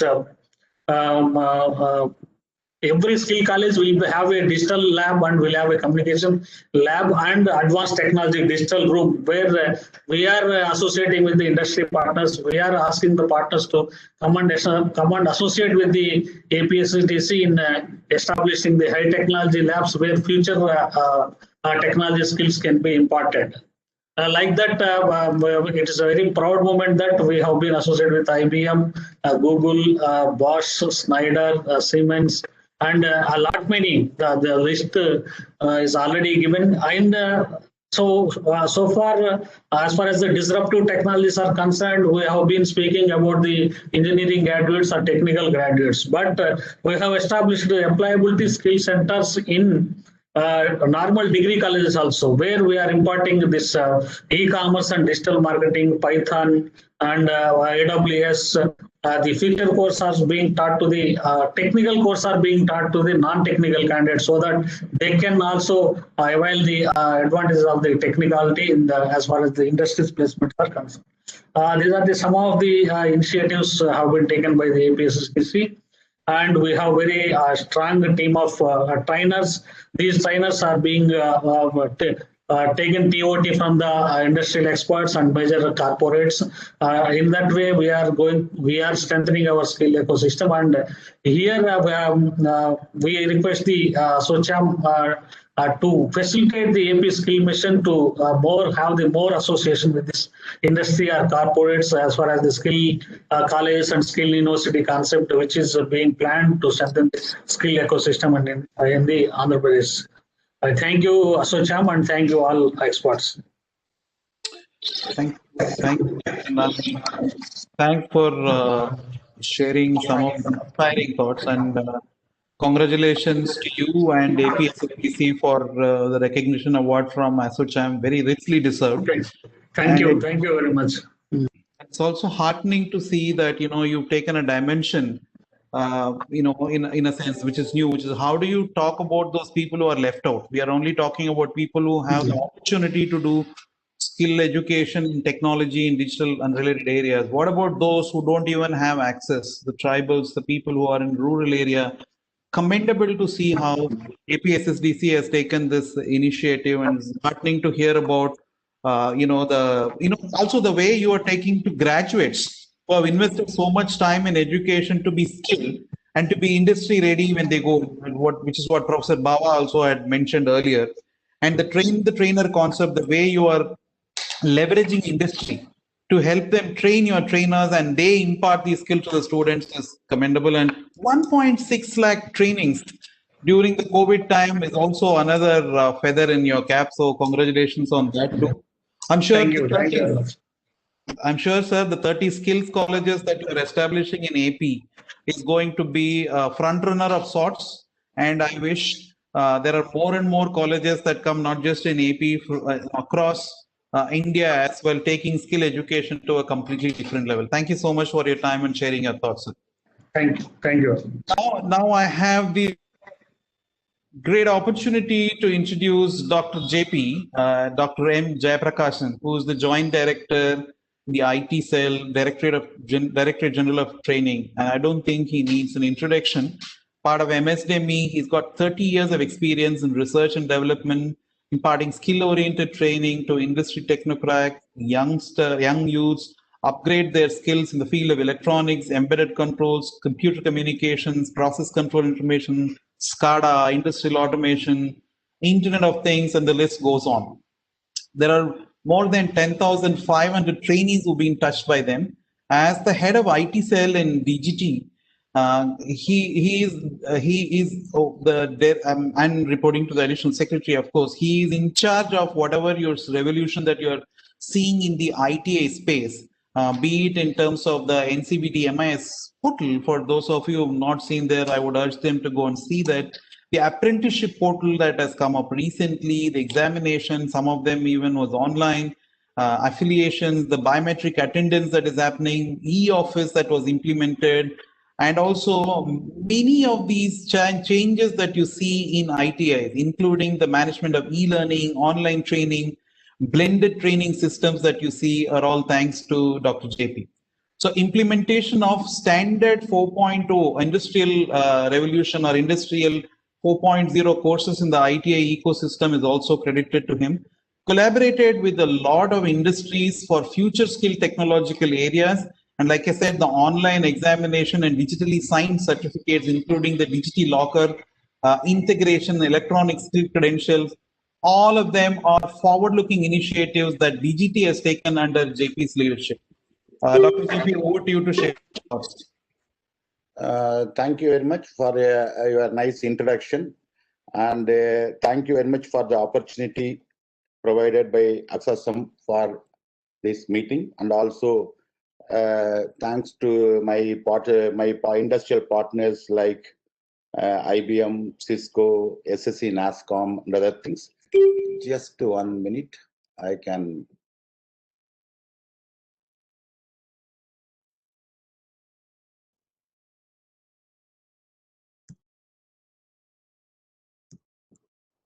Yes. There is a sharing issue.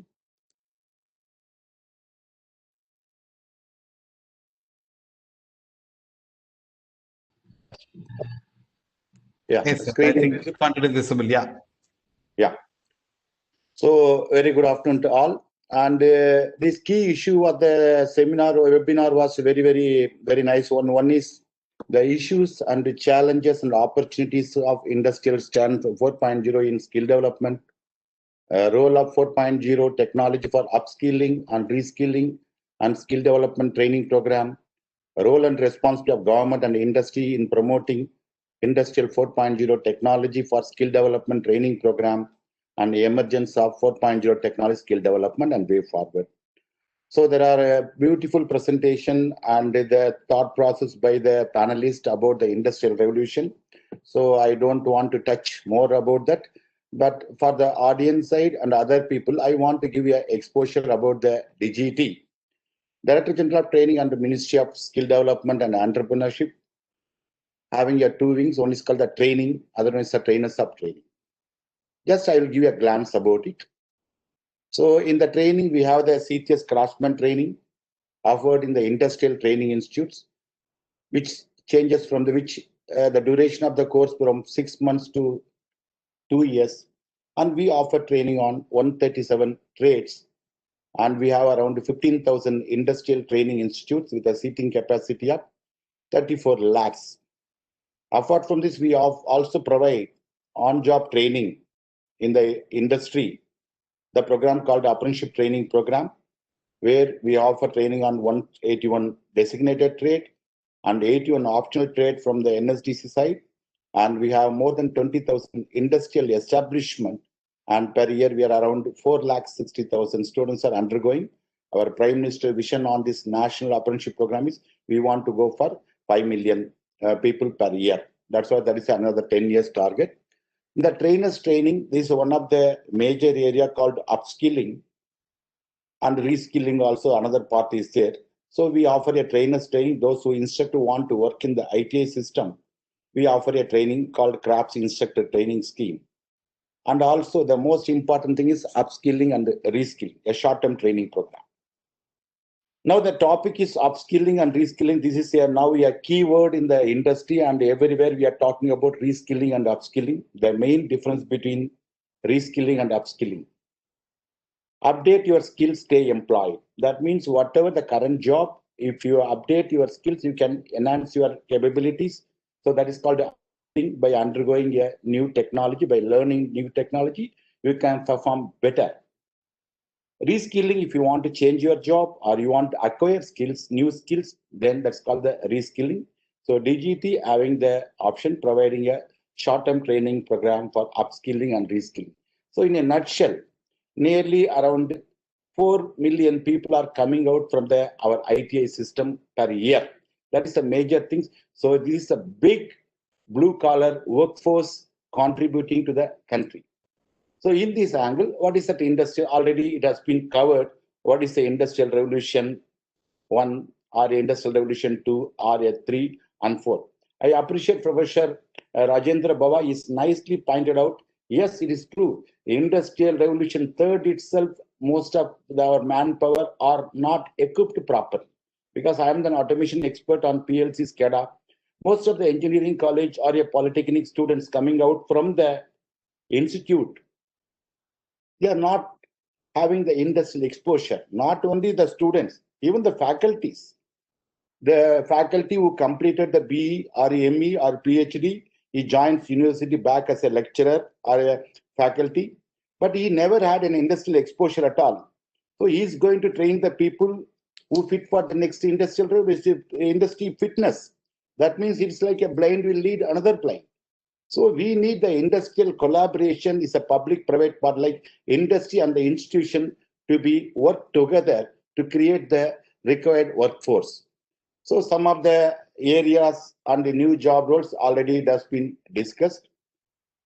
And the top technology now is one is the data analytics, 85%, then IoT and machine learning and cloud computing. Next is a blockchain and VR, AR technologies. What is the issues? Around 75 million jobs are going to be displaced as per World Economic Estimate.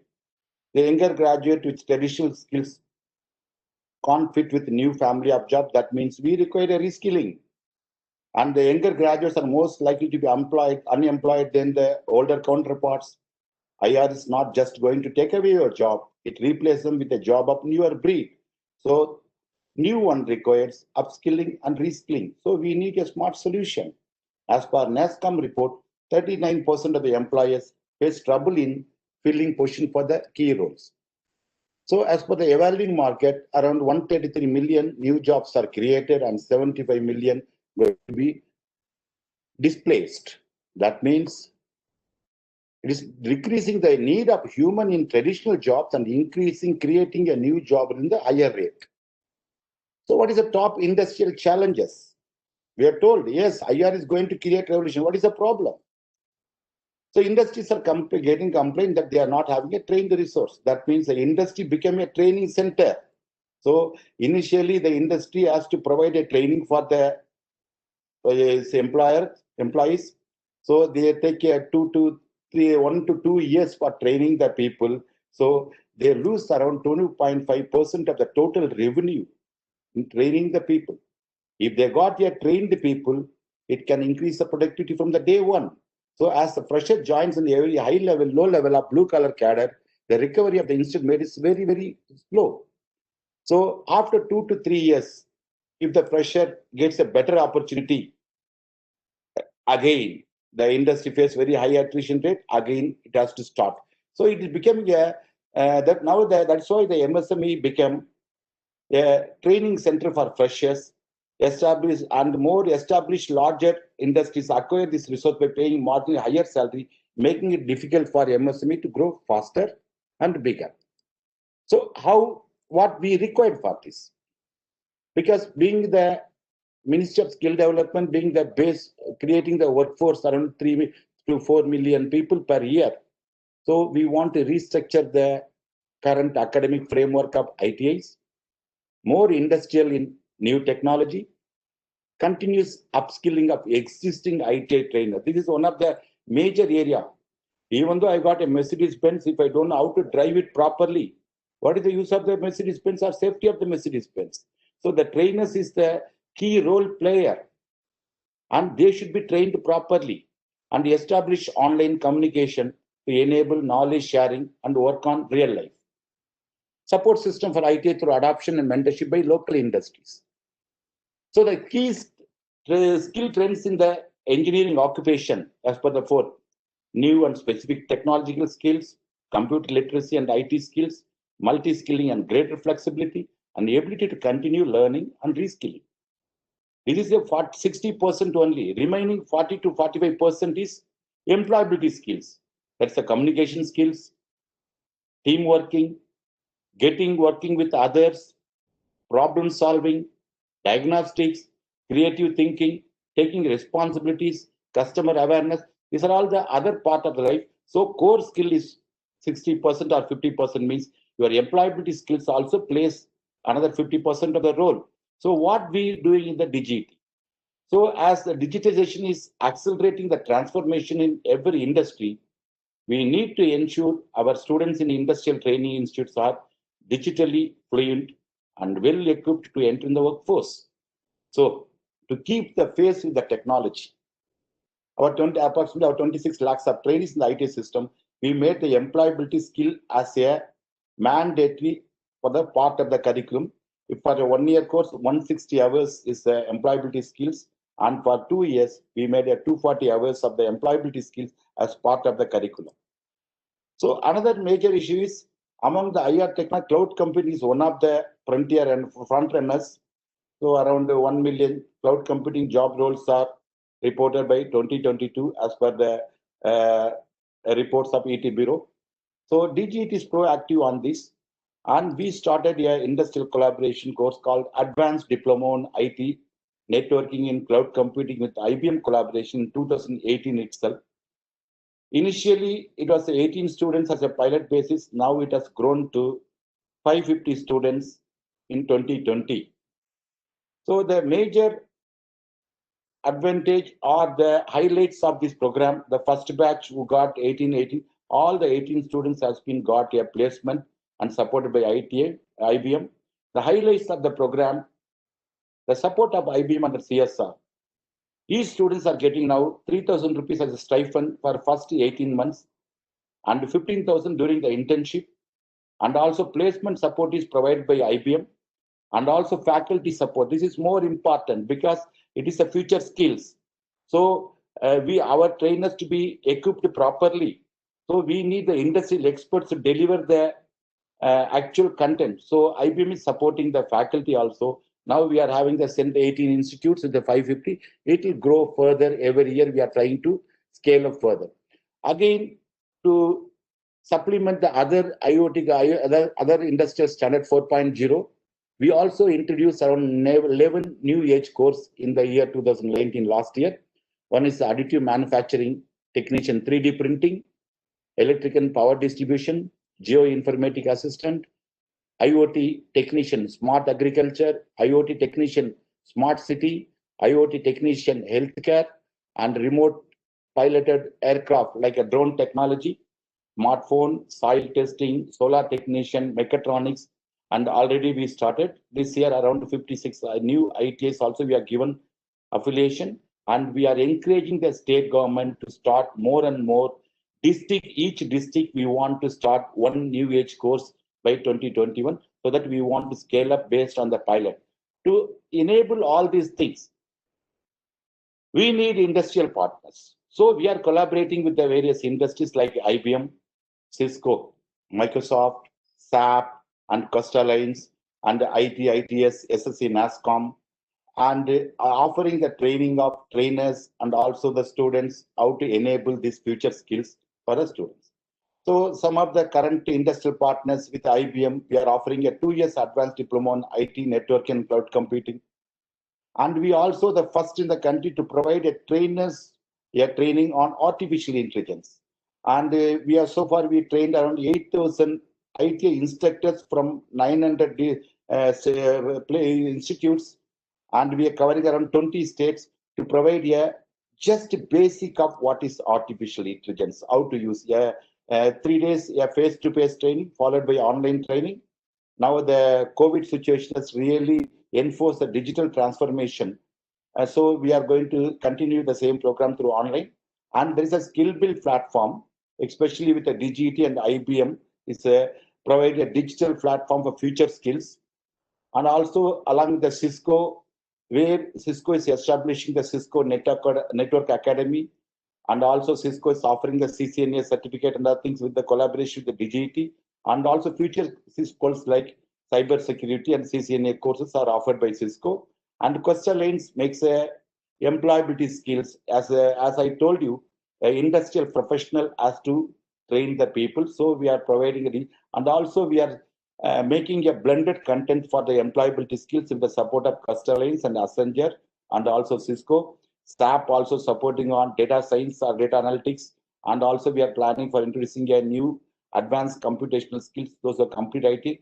Again, Microsoft already we partnered on trainers up training and on trainees, and also certifying the trainees on Microsoft Technical Associate and Microsoft Office Associate and New Age Skills. And SSC NASCOM is supporting intensely for curriculum development of our ITI, CTS, and CITS and New Age Skills and Adobe. And we are also in discussion with Google and Oracle and AWS, Intel and Geo and other industrial partners also. So during the COVID situation, we made a very, what we can say, approach of online training through our national instruction media. We conducted around 3,080 online classes for our ITA students, and I think around 16 lakh students have been attended and participated into students. And we have a portal called Bharat Skills, a learning management portal which contains course materials, question bank, video lectures, and all. In the Bharat Skills portal, initially before it started only in the October 26th of 2019, before March 23rd, lockdown period, only around 1,23,000 students only utilized the service. Now after COVID, this to as on date, around 15,490 students access the Bharat Skill. That means around 1.14 lakhs people, the usage has increased like anything. So now our industrial partners like Cisco and also IBM and Costa Lines, they contributed around 1.8 lakh students for training of the trainees. So one of the major issue is trainers training, because we are working closely with the industries how to train our trainers, how to impart these future skills into the IT ecosystem. So our key dictum is give a man a fish and feed him for a day. Instead of that, teach a man to fish and feed him for a lifetime. So that's what we are trying with the industries, because we don't want any financial support from any of the industrial partners. We want the technology and the human resource support for continuous development of our trainers and our trainees. So I express my sincere thanks to all my industrial partners like ITS NASCOM, SSC NASCOM, and Cisco, Adobe, SAP, and IBM and all other people, and also the ASSOCHAM for the wonderful opportunity to present on the DGT, how we are initiating the skill development. And I can use this platform for inviting the other industries also to shake hands with DGT on the skill development units. You are most welcome. And also a special thanks to Narayanan Ramsamy, is a KPMG, who is also a prime consultant for us in the Strive project, and also Robin and other partners for the wonderful opportunity for inviting this platform. Thank you very much.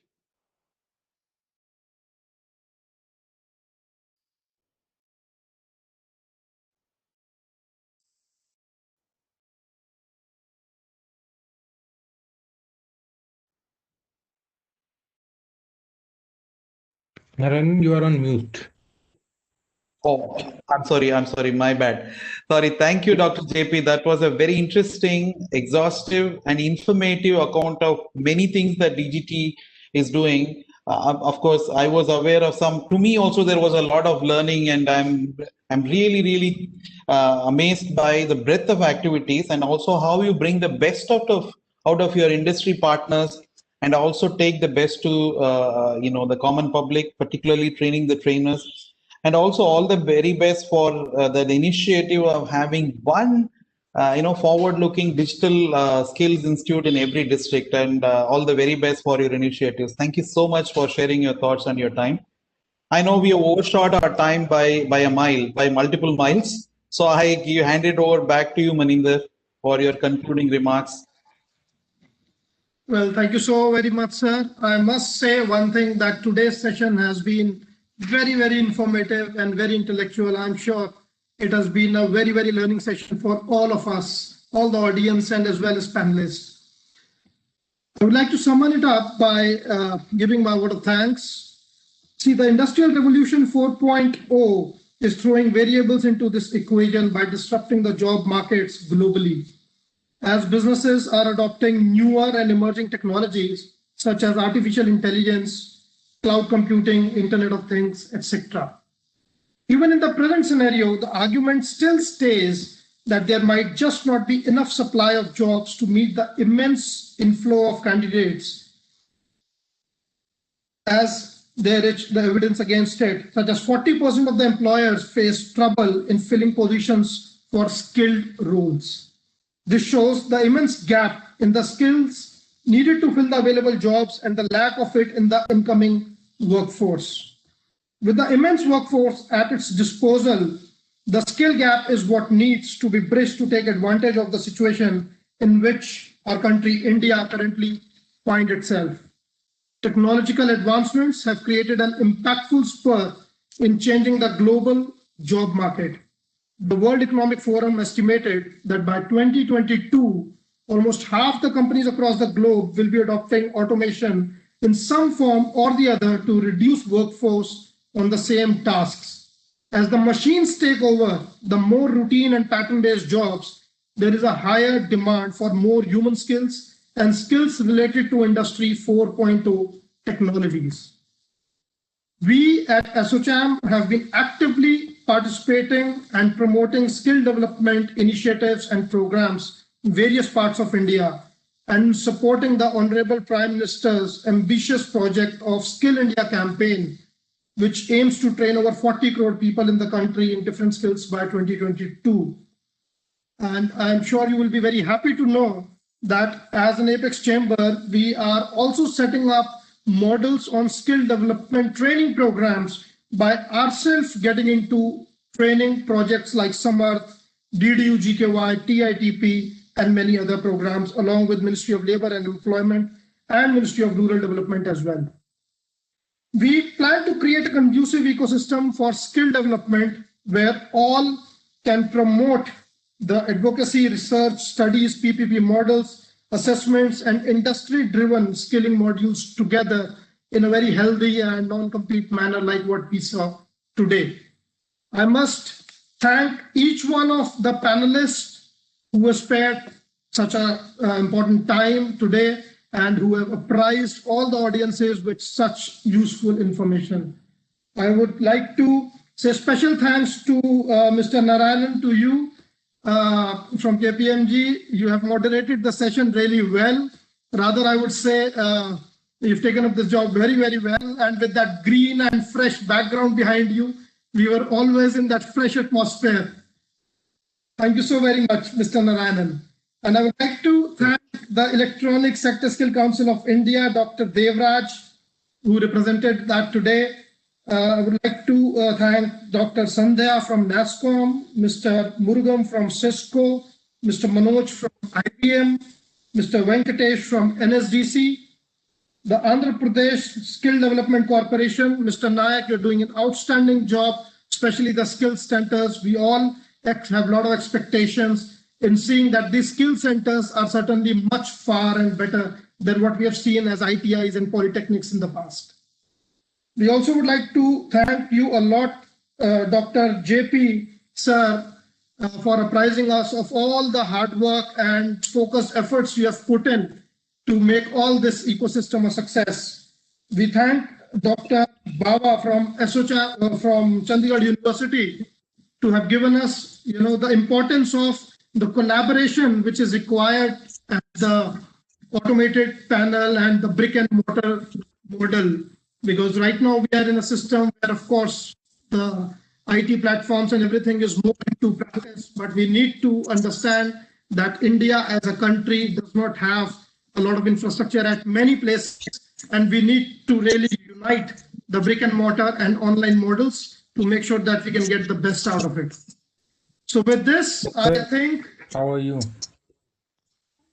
So with this, I think we can close the session today. We thank you, all of you, once again for being with us. ASSOCHAM has been advocating your voices in the past, and we assure you that we will keep doing that in the future, and we look forward to support from each one of you as we got today. Thank you so very much, everybody.